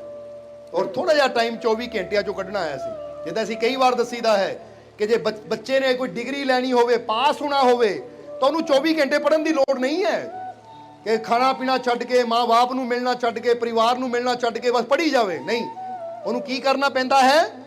टाइम से रोटी खावे, बच्चियों को यानी परिवार को भी बैठे, माता पिता को भी बैठे, बस करना की है 1.5-2 घंटे टाइम कट के पढ़ लिया करे तो 1.5-2 घंटे की पढ़ाई उन्होंने पास कर देगी। बोलो कर देगी कि नहीं? क्योंकि 2-2.5 घंटे ही अगर टाइम कट के किताबों दे देवे ना तो बाकी सारा टाइम बेशक हो सौ भी लवे, रोटी भी खावे, इशनान भी करे, परिवार च भी बैठे, मित्रों नाल भी खेडे, कोई फर्क नहीं पैंदा। अगर 2-2.5 घंटे मन ला के वो काम कर लावे तो 2-2.5 घंटे च ही वो इन्ना कुछ समझ लैंदा है कि उन्होंने डिग्रियां मिल जांदियां। बस तुसीं भी इन्ना ही गल समझ लो कि ऐसे भी घर नहीं छड्डना, रोटी नहीं छड्डनी, परिवार नहीं छड्डना, कोई चीज नहीं छड्डनी। बस करना की है कि 24 घंटे जो घंटा 1.5 घंटा जिन्ना भी टाइम मिले अपने रब नूं दिलों याद करना है। बस ਉਹ ਘੰਟਾ 2 ਘੰਟੇ ਜਦੋਂ ਬਹਿ ਕੇ ਦਿਲੋਂ ਰੱਬ ਨੂੰ ਯਾਦ ਕਰ ਲਿਆ ਤਾਂ ਉਹਨਾਂ ਹੀ ਬਾਕੀ ਸਾਰੀ ਜੀਵਨ ਦੀ ਕਮੀ ਨੂੰ ਪੂਰਾ ਕਰ ਦੇਣਾ ਔਰ ਤੁਹਾਨੂੰ ਖੁਸ਼ੀਆਂ ਦੀਆਂ ਡਿਗਰੀਆਂ ਮਿਲ ਜਾਣੀਆਂ ਹੈ, ਆਨੰਦ ਦੀਆਂ ਡਿਗਰੀਆਂ ਮਿਲ ਜਾਣੀਆਂ ਹੈ। ਫਿਰ ਜੀਵਨ 'ਚ ਕਮੀ ਕੋਈ ਰਹਿਣੀ ਨਹੀਂ ਹੈ। ਇਸ ਲਈ ਕਮੀਆਂ ਦੂਰ ਕਰਨਾ ਚਾਹੁੰਦੇ ਹੋ ਕਿ ਨਹੀਂ? ਤਾਂ ਫਿਰ ਆਪਣੀ ਸੁਰਤੀ ਨੂੰ ਉਹ ਦਾਤੇ ਨਾਲ ਜੋੜੋ ਜਿੱਥੋਂ ਸਾਰੀਆਂ ਦਾਤਾਂ ਮਿਲਣੀਆਂ ਹੈ। ਕਿਉਂਕਿ ਜਿੱਥੋਂ ਕਰੰਟ ਆਣਾ ਹੈ ਤਾਰ ਉੱਧਰ ਜੁੜੇਗੀ ਤਾਂ ਫੇਰ ਹੀ ਗੱਲ ਬਣਨੀ ਹੈ। समझते हो कि नहीं? हुण पखा चल रहा है, अगर पिछों तार ही कट दईए तो फिर ਇਹਦਾ फायदा है कोई? देगा ठंडी हवा? जवाब दो सानू। हालांकि ਇਹਦੇ ਅੰਦਰ सारिया क्वालिटियां है, सारिया खूबियां है कि सब कुछ कर सकता है, पर गल कनैक्शन दी है। जे कनैक्शन ही उधरों तोड़ दिता जाए तो फिर सारिया खूबियां होंदे हुए भी बेकार। क्यों? गल तो कनैक्शन दी है। इसी तरह तुहाडे अंदर भी बहुत खूबियां है पर ਉਹਦਾ पूरा इस्तेमाल तुसीं क्यों नहीं लै पांदे? क्योंकि किते ना किते रब नालों कनैक्शन ਟੁੱਟਿਆ ਹੋਇਆ ਹੈ, ਕਟਿਆ ਹੋਇਆ ਹੈ। ਜੇ ਆਪਣੇ ਰੱਬ ਨਾਲ ਕਨੈਕਸ਼ਨ ਅਸੀਂ ਜੋੜ ਦਈਏ ਤਾਂ ਫਿਰ ਇਹ ਜੀਵਨ ਦੇ ਵਿੱਚ ਜੋ ਸਾਡੇ ਕੁਆਲਿਟੀਜ਼ ਹੈ, ਜੋ ਸਾਡੇ ਅੰਦਰ ਜੋ ਵੀ ਭਰਪੂਰਤਾ ਹੈ ਨਾ, ਜੋ ਵੀ ਆਨੰਦ ਹੈ, ਜੋ ਵੀ ਖੁਸ਼ੀ ਹੈ, ਜੋ ਵੀ ਰਹਿਮਤ ਹੈ, ਅਸੀਂ ਉਹਦਾ ਪੂਰਾ ਪੂਰਾ ਫਾਇਦਾ ਕਹਿ ਦਿਓ ਲੈ ਸਕਦੇ ਹਾਂ। ਪਰ ਉਹ ਫਾਇਦਾ ਲੈਣ ਵਾਸਤੇ ਕਨੈਕਸ਼ਨ ਉੱਥੇ ਜੋੜਨਾ ਜ਼ਰੂਰੀ ਹੈ ਜਿੱਥੋਂ ਪਾਵਰ ਆਣੀ ਹੈ, ਜਿੱਥੋਂ ਸ਼ਕਤੀ ਸਾਨੂੰ ਮਿਲਣੀ ਹੈ। ਇਸ ਲਈ ਹੁਣ ਜ਼ਰਾ ਵਿਚਾਰ ਕਰਕੇ ਦੇਖੋ ਕਿ ਮੈਂ ਕਿੰਨਾ ਟਾਈਮ ਦਿੰਦਾ ਹਾਂ ਆਪਣੇ ਕਨੈਕਸ਼ਨ ਨੂੰ ਉਹ ਪਾਵਰ ਹਾਊਸ ਨਾਲ ਜੋੜਨ ਦਾ, ਜਿਹੜਾ ਸੋਰਸ ਆਫ એનર્ਜੀ ਹੈ ਯਾਨੀ ਪ੍ਰਮਾਤਮਾ ਹੈ, ਉਹਦੇ ਨਾਲ ਜੁੜਨ ਵਾਸਤੇ ਮੈਂ ਕਿੰਨਾ ਕੁ ਟਾਈਮ ਦਿੰਦਾ। ਗੌਰ ਕਰਕੇ ਦੇਖੋ, ਬਸ ਫੇਰ ਪਤਾ ਲੱਗ ਜਾਏਗਾ ਸਾਡੇ ਦੁੱਖਾਂ ਦਾ ਕਾਰਨ ਕੀ ਹੈ, ਸਾਡੀਆਂ ਪਰੇਸ਼ਾਨੀਆਂ ਦਾ ਕਾਰਨ ਕੀ ਹੈ। ਸਾਡੇ ਜੀਵਨ 'ਚ ਨਹੀਂ ਹਰ ਵੇਲੇ ਅਸੀਂ ਕਮਜ਼ੋਰ ਜੇ ਹੋਏ ਰਹਿੰਦੇ ਆ, ਨਿਰਾਸ਼ ਜੇ ਹੋਏ ਰਹਿੰਦੇ ਆ, ਉਦਾਸ ਜੇ ਹੋਏ ਰਹਿੰਦੇ ਆ, ਹਰ ਵੇਲੇ ਅਸੀਂ ਦੁਖੀ ਜੇ ਹੋਏ ਰਹਿੰਦੇ ਆ। ਕਾਰਨ ਕੀ ਹੈ? ਇੱਥੋਂ ਹੀ ਪਤਾ ਲੱਗ ਜਾਏਗਾ ਕਿ ਬਸ ਉਹ એનર્ਜੀ ਦੀ ਕਮੀ ਹੈ। ਕਿਉਂਕਿ એનર્ਜੀ ਨਹੀਂ ਤਾਂ ਫਿਰ ਅਸੀਂ ਦੁਖੀ, ਪਰੇਸ਼ਾਨ, ਚਿੰਤਿਤ, ਫਿਰ ਸਾਨੂੰ ਡਰ, ਚਿੰਤਾ, ਦੁੱਖ ਘੇਰਾ ਪਾ ਲੈਣਗੇ। ਤਾਂ ਜੇ ਕਨੈਕਸ਼ਨ ਉੱਧਰ ਜੁੜ ਜਾਵੇ, એનર્ਜੀ ਪੂਰੀ ਮਿਲੇ, ਤਾਂ ਫਿਰ ਸਾਰੇ ਡਰ, ਸਾਰੀਆਂ ਚਿੰਤਾਵਾਂ, ਸਾਰੀਆਂ ਪਰੇਸ਼ਾਨੀਆਂ ਦੂਰ ਹੋ ਜਾਣਗੀਆਂ। ਇਸ ਲਈ ਆਪਣੇ ਕਨੈਕਸ਼ਨ ਨੂੰ ਪਰਮਾਤਮਾ ਨਾਲ ਜੋੜਨ ਦੀ ਕਲਾ ਸਿੱਖੋ, ਆਪਣੇ ਕਨੈਕਸ਼ਨ ਨੂੰ ਉਹ ਰੱਬ ਨਾਲ ਜੋੜਨ ਦੀ ਕਲਾ ਸਿੱਖੋ। ਤਾਂ ਹੀ ਤਾਂ ਬੜੇ ਬੜੇ ਵਿਗਿਆਨਿਕ ਵੀ ਮੈਡੀਟੇਸ਼ਨ ਕਰਦੇ ਸੀ। ਜ਼ਰਾ ਧਿਆਨ ਦੇਣ ਵਾਲੀ ਗੱਲ ਹੈ ਇਹ ਤਾਂ ਆਇਨਸਟਾਈਨ ਬਾਰੇ ਪੜ੍ਹ ਕੇ ਦੇਖ ਲਿਓ। ਉਹਦੇ ਜੀਵਨ ਦਾ ਨਿਯਮ ਸੀ, ਉਹ ਕਹਿੰਦਾ ਮੈਂ ਰੋਜ਼ 100 ਵਾਰ ਉਹ ਪਰਮਾਤਮਾ ਦਾ, ਗੋਡ ਦਾ ਧੰਨਵਾਦ ਕਰਦਾ ਸੀ ਹਰ ਕਦਮ ਤੇ। ਜਦ ਤੱਕ 100 ਵਾਰ ਮੈਂ ਧੰਨਵਾਦ ਨਹੀਂ ਕਰ ਲੈਣਾ, ਮੈਂ ਕੋਈ ਕੰਮ ਸ਼ੁਰੂ ਨਹੀਂ ਕਰਨਾ। ਔਰ ਮੈਡੀਟੇਸ਼ਨ ਵੀ ਹਰ ਬੜੇ ਤੋਂ ਬੜਾ ਇਨਸਾਨ, ਚਾਹੇ ਗੁਰੂਆਂ ਰਹਿਬਰਾਂ ਨੇ ਤੇ ਧਿਆਨ ਕੀਤਾ ਹੀ, ਪਰ ਜਿਹੜੇ ਅਸੀਂ ਕਹਿੰਦੇ ਨਾ ਸਕਸੈਸਫੁਲ ਹੈ, ਕੋਈ ਬਿਜ਼ਨਸਮੈਨ ਹੈ, ਕੋਈ ਬੜੇ ਤੋਂ ਬੜਾ ਸਾਇੰਟਿਸਟ ਸੀ, ਉਹ ਵੀ ਕਹਿੰਦੇ ਹੈ ਕਿ ਹਰ ਚੀਜ਼ ਦੀ ਖੋਜ ਕਰਨ ਵਾਸਤੇ ਸਾਨੂੰ ਆਪਣੇ ਮਾਈਂਡ ਨੂੰ ਰਿਲੈਕਸ ਦੀ ਅਵਸਥਾ ਵਿੱਚ ਲਿਜਾਣਾ ਪਿਆ। ਔਰ ਉਹ ਮੈਡੀਟੇਸ਼ਨ ਦੇ ਜ਼ਰੀਏ ਬੰਦਾ ਉਸ ਅਵਸਥਾ ਤੱਕ ਪਹੁੰਚਦਾ ਜਿੱਥੇ ਉਹਦਾ ਕਨੈਕਸ਼ਨ ਆਪਣੇ ਆਪ ਨਾਲ ਜੁੜਦਾ। ਆਪਣੇ ਆਪ ਨਾਲ ਮਤਲਬ ਆਪਣੇ ਅੰਦਰ ਬੈਠੇ ਪ੍ਰਮਾਤਮਾ ਨਾਲ। ਇਸ ਲਈ ਕਬੀਰ ਆਤਮ ਗਿਆਨ ਬਿਨ ਪ੍ਰਾਣੀ ਪਸ਼ੂ ਸਮਾਨ। ਹੁਣ ਸਤਸੰਗ ਕਾਫੀ ਲੰਬਾ ਹੋ ਗਿਆ, ਥੋੜਾ ਸ਼ਾਰਟ ਵੱਲ ਲੈ ਕੇ ਚਲੀਏ, ਸਤਸੰਗ ਨੂੰ ਸਮਾਪਤੀ ਤਰਫ ਲੈ ਕੇ ਚਲੀਏ ਕਿ ਕਬੀਰ ਸਾਹਿਬ ਦੇ ਵਚਨ ਨੂੰ ਪੂਰਾ ਕਰੀਏ, ਸਮਝੀਏ ਕਿ ਕਬੀਰ ਆਤਮ ਗਿਆਨ ਬਿਨ ਪ੍ਰਾਣੀ ਪਸ਼ੂ ਸਮਾਨ। ਕਿ ਜਰਾ ਗੌਰ ਕਰਨਾ, ਤੁਹਾਡੇ ਆਤਮਾ ਅੰਦਰ ਬੜਾ ਗਿਆਨ ਹੈ, ਤੁਹਾਡੀ ਆਤਮਾ ਅੰਦਰ ਬੜੀਆਂ ਸ਼ਕਤੀਆਂ ਹੈ, ਪਰ ਜੇ ਅਸੀਂ ਉਹਨੂੰ ਜਾਣ ਨਾ ਪਾਏ, ਉਹਦਾ ਗਿਆਨ ਹੀ ਨਾ ਸਾਨੂੰ ਹੋਇਆ, ਤਾਂ ਫਿਰ ਸਾਡੇ ਚ ਪਸ਼ੂਆਂ 'ਚ ਕੋਈ ਫਰਕ ਨਹੀਂ ਹੈ। ਕਿਉਂਕਿ ਜਿਹੜਾ ਕੰਮ ਪਸ਼ੂ ਕਰਦੇ ਉਹੀ ਕੰਮ ਇਨਸਾਨ ਕਰਦਾ ਹੈ। ਜਿਹੜਾ ਸੋਚ ਕੇ ਦੇਖੋ, ਕਹਿੰਦੇ ਨਾ ਖਾਣਾ ਪੀਣਾ ਸੋਨਾ ਪਸ਼ੂओं का भी काम, मानुष में बस एक गुण जपे राम का नाम। ਜਾਂ ਕਿਹਾ ਜਾਂਦਾ ਭੋਜਨ ਨਿੰਦਰਾ ਭੈ ਭੋਗ, ਇਹ ਪਸ਼ੂਆਂ ਅੰਦਰ ਵੀ ਹੈ ਤਾਂ ਇਨਸਾਨਾਂ ਅੰਦਰ ਵੀ ਇਹ ਹੈ। ਕਿਉਂਕਿ ਭੋਜਨ ਇਨਸਾਨ ਵੀ ਕਰਦੇ ਆ, ਭੋਜਨ ਪਸ਼ੂ ਵੀ ਕਰਦੇ ਆ।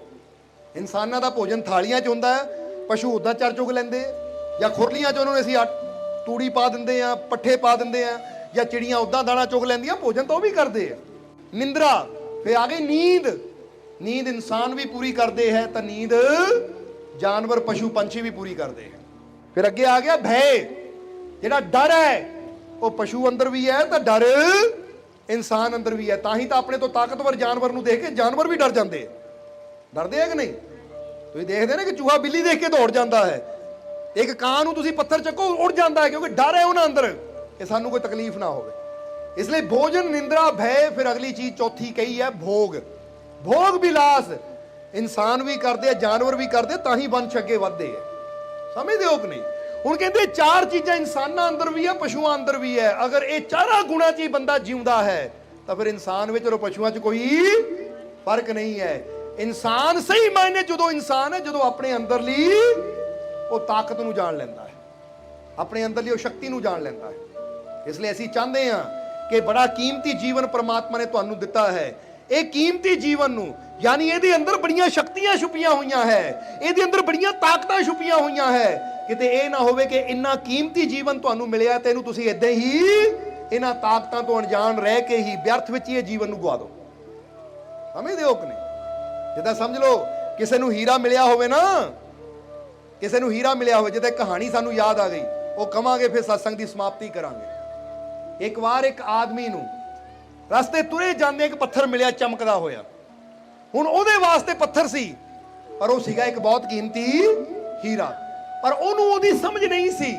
ਇਸ ਲਈ ਉਹ ਪੱਥਰ ਸਮਝ ਕੇ ਤੁਰਿਆ ਹੋਇਆ ਹੈ, ਐਦਾਂ ਉਛਾਲ ਰਿਹਾ ਹੈ, ਪਕੜ ਰਿਹਾ ਹੈ, ਉਛਾਲ ਰਿਹਾ, ਪਕੜ ਰਿਹਾ ਹੈ। ਹੁਣ ਇੱਦਾਂ ਹੀ ਤੁਰਿਆ ਤੁਰਿਆ ਜਾਂਦਾ ਬਾਜ਼ਾਰ ਦੇ ਲਾਗੇ ਪਹੁੰਚ ਗਿਆ। ਉੱਥੇ ਇੱਕ ਸੁਨਾਰ ਤੁਰਿਆ ਜਾ ਰਿਹਾ ਸੀ। ਜਦੋਂ ਸੁਨਾਰ ਨੇ ਦੇਖਿਆ ਕਿ ਇਸ ਆਦਮੀ ਦੇ ਹੱਥ 'ਚ ਤਾਂ ਬੜਾ ਕੀਮਤੀ ਹੀਰਾ ਹੈ, ਪਰ ਕਿੱਦਾਂ ਉਛਾਲਦਾ ਤੁਰਿਆ ਜਾ ਰਿਹਾ, ਲੱਗਦਾ ਇਹਨੂੰ ਹੀਰੇ ਦੀ ਕੀਮਤ ਦਾ ਹੀ ਨਹੀਂ ਪਤਾ। ਇਸ ਲਈ ਸੁਨਾਰ ਨੇ ਉਹਨੂੰ ਆਵਾਜ਼ ਮਾਰੀ, ਉਹ ਭਾਈ ਰੁਕ। ਉਹ ਰੁਕਿਆ ਤਾਂ ਸੁਨਾਰ ਨੇ ਕਿਹਾ, ਆ ਜੋ ਤੇਰੇ ਕੋਲ ਹੈ ਤੈਨੂੰ ਪਤਾ ਕੀ ਹੈ? ਤਾਂ ਉਹ ਆਦਮੀ ਕਹਿੰਦਾ, ਰਸਤੇ 'ਚ ਪਿਆ ਮਿਲਿਆ ਸੀ ਮੈਨੂੰ, ਬੜਾ ਚਮਕਦਾ ਹੋਇਆ ਪੱਥਰ ਹੈ। ਜਦੋਂ ਉਹਨਾਂ ਕਿਹਾ ਬੜਾ ਚਮਕਦਾ ਹੋਇਆ ਪੱਥਰ ਹੈ, ਤਾਂ ਸੁਨਾਰ ਨੂੰ ਯਕੀਨ ਹੋ ਗਿਆ ਕਿ ਇਹਨੂੰ ਇਹਦੀ ਕੀਮਤ ਦਾ ਹੀ ਨਹੀਂ ਪਤਾ। ਫਿਰ ਸੁਨਾਰ ਨੇ ਪਤਾ ਉਹਨੂੰ ਕੀ ਕਿਹਾ, ਅੱਛਾ ਇਹ ਪੱਥਰ ਮੈਨੂੰ ਵੇਚੇਗਾ, ਪੱਥਰ ਮੈਨੂੰ ਵੇਚੇਗਾ। ਤਾਂ ਉਸ ਵੇਲੇ ਉਹਨਾਂ ਕਿਹਾ, ਖਰੀਦ ਲਓ, ਦੱਸੋ ਕਿੰਨੇ ਪੈਸੇ ਦਵਾਂਗੇ? ਤਾਂ ਉਸ ਵੇਲੇ ਸੁਨਾਰ ਨੇ ਕਿਹਾ, ਮੈਂ ਇਹਦਾ ਤੈਨੂੰ 10 ਰੁਪਏ ਦਊਂ, ਮੈਂ ਤੈਨੂੰ ਇਹਦੇ 10 ਰੁਪਏ ਦਊਂ। ਤਾਂ ਉਸ ਵੇਲੇ ਉਹ ਆਦਮੀ ਨੇ ਸੋਚਿਆ ਕਿ ਜੇ 10 ਰੁਪਏ ਦਾ ਦੇ ਰਿਹਾ ਤਾਂ ਮੈਂ 20 ਕਹਿ ਕੇ ਦੇਖ ਲਵਾਂ, ਕਿਉਂਕਿ ਹਮੇਸ਼ਾ ਕੀ ਹੁੰਦਾ ਹੈ, ਖਰੀਦਣ ਵਾਲਾ ਘੱਟ ਕਰਦਾ ਹੈ ਦਾਮ ਤਾਂ ਵੇਚਣ ਵਾਲਾ ਜ਼ਿਆਦਾ ਕਰਦਾ ਹੈ ਕਿ ਕਿਤੇ ਨਾ ਕਿਤੇ ਗੱਭੇ ਸੈੱਟ ਹੋ ਹੀ ਜਾਏਗਾ। ਇਸ ਲਈ ਉਹਨਾਂ ਸੋਚਿਆ, ਕਿਉਂਕਿ ਹੀਰਾ ਤਾਂ ਕਦੀ ਦੇਖਿਆ ਨਹੀਂ ਸੀ, ਪਰ ਉਦਾਂ ਸਮਝਦਾਰ ਸੀ ਕਿ ਅਗਰ ਇਹ 10 ਕਹਿ ਰਹੇ ਹੋ ਮੈਂ 20 ਕਹਿ ਕੇ ਦੇਖਾਂ, ਹੋ ਸਕਦਾ 2-4 ਉੱਪਰ ਹੀ ਹੋ ਜਾਣ। ਇਸ ਲਈ ਉਹਨਾਂ ਕਿਹਾ, ਨਹੀਂ ਭਾਈ ਮੈਂ ਤਾਂ 20 ਦਾ ਦੇਣਾ ਹੈ, ਮੈਂ ਤਾਂ 20 ਦਾ ਦੇਣਾ ਹੈ। ਤਾਂ ਸੁਨਾਰ ਹੁਣ ਵਪਾਰੀ ਬੰਦਾ ਸੀ। ਸੁਨਾਰ ਨੇ ਕਿਹਾ, ਨਹੀਂ ਮੈਂ 10 ਦੇਣੇ ਆ, ਕਿਉਂਕਿ ਉਹਨੂੰ ਪਤਾ ਸੀ ਇਹਦੇ ਵਾਸਤੇ ਪੱਥਰ ਹੈ, ਇਹਨਾਂ ਮਾਮੂਲੀ ਪੱਥਰ ਸਮਝ ਕੇ 10 ਦਾ ਹੀ ਦੇ ਦੇਣਾ ਹੈ। ਇਸ ਲਈ ਉਹਨਾਂ ਕਿਹਾ, ਮੈਂ 10 ਕਹਿਤਾ, 10 ਲੈ ਲਾ। ਤਾਂ ਉਸ ਵੇਲੇ ਉਹਨਾਂ ਕਿਹਾ, ਨਹੀਂ ਮੈਂ ਤਾਂ 20 ਹੀ ਵੇਚਣਾ ਹੈ। ਸੁਨਾਰ ਕਹਿੰਦਾ, ਏਦਾਂ ਕਰ ਫੇ 12 ਰੁਪਏ ਦਊਂ ਤੈਨੂੰ। ਤਾਂ ਉਹ ਕਹਿੰਦਾ, ਨਹੀਂ ਮੈਂ ਤਾਂ 20 ਦੇਣਾ ਹੈ। ਆਖਰ ਕਰਦਾ ਕਰਦਾ ਉਹ ਕਹਿੰਦਾ 15। ਦੇਖ ਮੈਂ ਸਾਹਮਣੇ ਦੁਕਾਨ ਤੇ ਜਾ ਰਿਹਾ ਹਾਂ, ਇੱਥੇ ਖੜ ਕੇ ਸੋਚ ਲੈ, ਜੇ 15 ਨੂੰ ਰਾਜੀ ਹੁੰਦਾ ਹੈ ਤਾਂ ਮੈਂ ਮੁੜ ਕੇ ਆ ਕੇ 15 ਦੇ ਕੇ ਇਹ ਪੱਥਰ ਤੇ ਕੋ ਲੈ ਜੂ। ਮੈਂ 2 ਮਿੰਟ ਕੰਮ ਕਰਕੇ ਆਇਆ, ਬਾ 15 ਦੀ ਬੋਲੀ ਲਾ ਕੇ ਸੁਨਾਰ ਅੰਦਰ ਚਲਾ ਗਿਆ ਔਰ ਫਟਾਫਟ ਆਪਣਾ ਕੰਮ ਕਰਕੇ ਜਦੋਂ ਬਾਹਰ ਵਾਪਸ ਆਇਆ ਤਾਂ ਦੇਖਿਆ ਉਹ ਆਦਮੀ ਖੜਾ ਹੈ, ਪਰ ਉਹਦੇ ਹੱਥ 'ਚ ਹੀਰਾ ਨਹੀਂ ਹੈ। ਸੁਨਾਰ ਨੇ ਕਿਹਾ, ਭਾਈ ਤੇਰੇ ਹੱਥ 'ਚ ਜਿਹੜਾ ਪੱਥਰ ਸੀ ਕਿੱਥੇ ਗਿਆ? ਤਾਂ ਸੁਨਾਰ ਕਹਿਣ ਲੱਗਾ, ਉਹ ਕੋਈ ਆਦਮੀ ਆਇਆ ਸੀ, ਉਹ ਖਰੀਦ ਕੇ ਲੈ ਗਿਆ। ਉਹ ਸੁਨਾਰ ਕਹਿੰਦਾ, ਲੈ ਗਿਆ? ਕਿੰਨੇ ਦਾ ਲੈ ਕੇ ਗਿਆ? ਕਹਿੰਦਾ ਜੀ ਉਹ ਤਾਂ ਮੈਨੂੰ 1000 ਰੁਪਇਆ ਦੇ ਗਿਆ, ਆਹ ਦੇਖੋ, ਕਹਿ ਕੇ ਉਹਨਾਂ 1000 ਰੁਪਇਆ ਗਿਣਾਇਆ। ਤਾਂ ਸੁਨਾਰ ਕਹਿਣ ਲੱਗਾ, ਪਾਗਲ ਤੇਰਾ ਦਿਮਾਗ ਖਰਾਬ ਹੈ, ਓਏ ਤੂੰ ਮੂਰਖ ਹੈ, ਉਹ ਕੋਈ ਸਧਾਰਨ ਪੱਥਰ ਨਹੀਂ ਸੀ, ਉਹ ਲੱਖਾਂ ਦਾ ਹੀਰਾ ਸੀ ਜਿਹੜਾ ਤੂੰ 1000 ਰੁਪਏ ਵਿੱਚ ਵੇਚ ਦਿੱਤਾ। ਉਹ ਤੂੰ ਮੂਰਖ, ਇੰਨਾ ਘਾਟਾ ਖਾ ਲਿਆ। ਜਦੋਂ ਇੰਨੀ ਗੱਲ ਕਹੀ ਨਾ ਸੁਨਾਰ ਨੇ, ਉਹ ਲੱਖਾਂ ਦਾ ਹੀਰਾ ਸੀ ਜਿਹੜਾ ਤੂੰ 1000 ਵਿੱਚ ਵੇਚ ਦਿੱਤਾ, ਓਏ ਮੂਰਖਾ ਘਾਟਾ ਖਾ ਲਿਆ, ਇੰਨਾ ਮੂਰਖ। ਤਾਂ ਅੱਗੇ ਉਹ ਆਦਮੀ ਉੱਚੀ ਉੱਚੀ ਹੱਸਿਆ, ਉਹ ਆਦਮੀ ਉੱਚੀ ਉੱਚੀ ਹੱਸਿਆ। ਸੁਨਾਰ ਕਹਿੰਦਾ, ਕਮਾਲ ਦੀ ਗੱਲ ਹੈ, ਇੰਨਾ ਘਾਟਾ ਖਾ ਕੇ ਹੱਸ ਰਿਹਾ, ਹੁਣ ਪਾਗਲ ਹੋ ਗਿਆ ਆ? ਉਹ ਕਹਿੰਦਾ, ਨਹੀਂ ਮਹਾਰਾਜ, ਦਰਅਸਲ ਮੈਂ ਹੱਸ ਰਿਹਾ ਤੁਹਾਡੀ ਮੂਰਖਤਾ ਤੇ, ਕਿ ਮੈਂ ਤਾਂ ਮੂਰਖ ਹਾਂ, ਤੁਸੀਂ ਮਹਾ ਮੂਰਖ ਹੋ। ਸੁਨਾਰ ਕਹਿੰਦਾ, ਕਿੱਦਾਂ? ਮੈਂ ਕਿੱਦਾਂ ਮਹਾ ਮੂਰਖ? ਉਹ ਕਹਿੰਦਾ, ਮੈਂ ਤਾਂ ਅਣਜਾਣ ਸੀ, ਮੈਨੂੰ ਤਾਂ ਨਹੀਂ ਪਤਾ ਸੀ ਕਿ ਹੀਰਾ ਇੰਨਾ ਕੀਮਤੀ ਹੈ, ਲੱਖਾਂ ਦਾ, ਮੈਂ 1000 ਚ ਦੇ ਦਿੱਤਾ। ਤਾਂ ਜ਼ਰਾ ਤੁਸੀਂ ਦੇਖੋ, ਜੇ ਤੁਹਾਨੂੰ ਪਤਾ ਸੀ ਲੱਖਾਂ ਦਾ, ਤੁਸੀਂ 20 ਦੇ ਕੇ ਖਰੀਦ ਲੈਂਦੇ। ਤੁਸੀਂ ਵੀ ਤਾਂ ਕਹਿੰਦੇ ਰਹੇ 12-15 ਹੈ।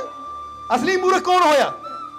ਜਦੋਂ ਮੈਂ 20 ਕਿਹਾ ਸੀ ਔਰ ਤੁਹਾਨੂੰ ਪਤਾ ਸੀ ਇਹ ਲੱਖਾਂ ਦਾ ਆ, ਤਾਂ ਤੁਸੀਂ 20 ਦੇ ਕੇ ਫਟਾਫਟ ਲੈ ਲੈਂਦੇ। ਤੁਸੀਂ ਕਦੋਂ ਮੋਲ ਭਾਵ 'ਚ ਪੈ ਗਏ? ਮੈਂ ਤਾਂ ਅਣਜਾਣ ਸੀ, ਮੈਨੂੰ ਨਹੀਂ ਪਤਾ ਸੀ, ਇਸ ਲਈ ਮੈਂ 1000 ਚ ਖੁਸ਼ ਹਾਂ, ਪਰ ਤੁਹਾਨੂੰ ਪਤਾ ਸੀ ਲੱਖਾਂ ਦਾ ਹੈ, ਤਾਂ ਤੁਸੀਂ ਲੱਖਾਂ ਦੀ ਚੀਜ਼ ਦੀ ਵੀ ਆ ਬੋਲੀ 12-15 ਲਾਉਂਦੇ ਰਹੇ, ਤਾਂ ਫਿਰ ਤੁਹਾਡੇ ਤੋਂ ਬੜਾ ਮੂਰਖ ਹੋਰ ਕੌਣ ਹੋਣਾ? ਇਸ ਲਈ ਸੋਚ ਕੇ ਦੇਖੋ ਜ਼ਰਾ। ਇਹ ਕਹਾਣੀ ਕਹਿਣ ਨੂੰ ਤਾਂ ਕਹਾਣੀ ਹੈ, ਪਰ ਕਿਤੇ ਨਾ ਕਿਤੇ ਸਾਡੀ ਸਾਰਿਆਂ ਦੀ ਜ਼ਿੰਦਗੀ ਨਾਲ ਜੁੜੀ ਹੋਈ ਹੈ। ਅੱਜ ਇਨਸਾਨ ਵੀ ਆਪਣੇ ਹੀਰੇ ਨਾਲੋਂ ਕੀਮਤੀ ਜੀਵਨ ਦੀ ਕੀਮਤ ਕੀ ਪਾ ਦਿੰਦਾ ਹੈ। ਇਹ ਰੋਟੀ ਪਿੱਛੇ, ਦਾਲ ਪਿੱਛੇ, ਸਬਜ਼ੀ ਪਿੱਛੇ, ਜ਼ਮੀਨਾਂ ਪਿੱਛੇ ਲੜ ਲੜ ਕੇ ਅਸੀਂ ਆਪਣੀ ਜ਼ਿੰਦਗੀ ਨੂੰ ਖਤਮ ਕਰ ਦਿੰਦੇ ਹਾਂ। ਯਾਨੀ ਇਹਦੀ ਕੀਮਤ ਕੀ ਸਮਝੀਏ ਅਸੀਂ?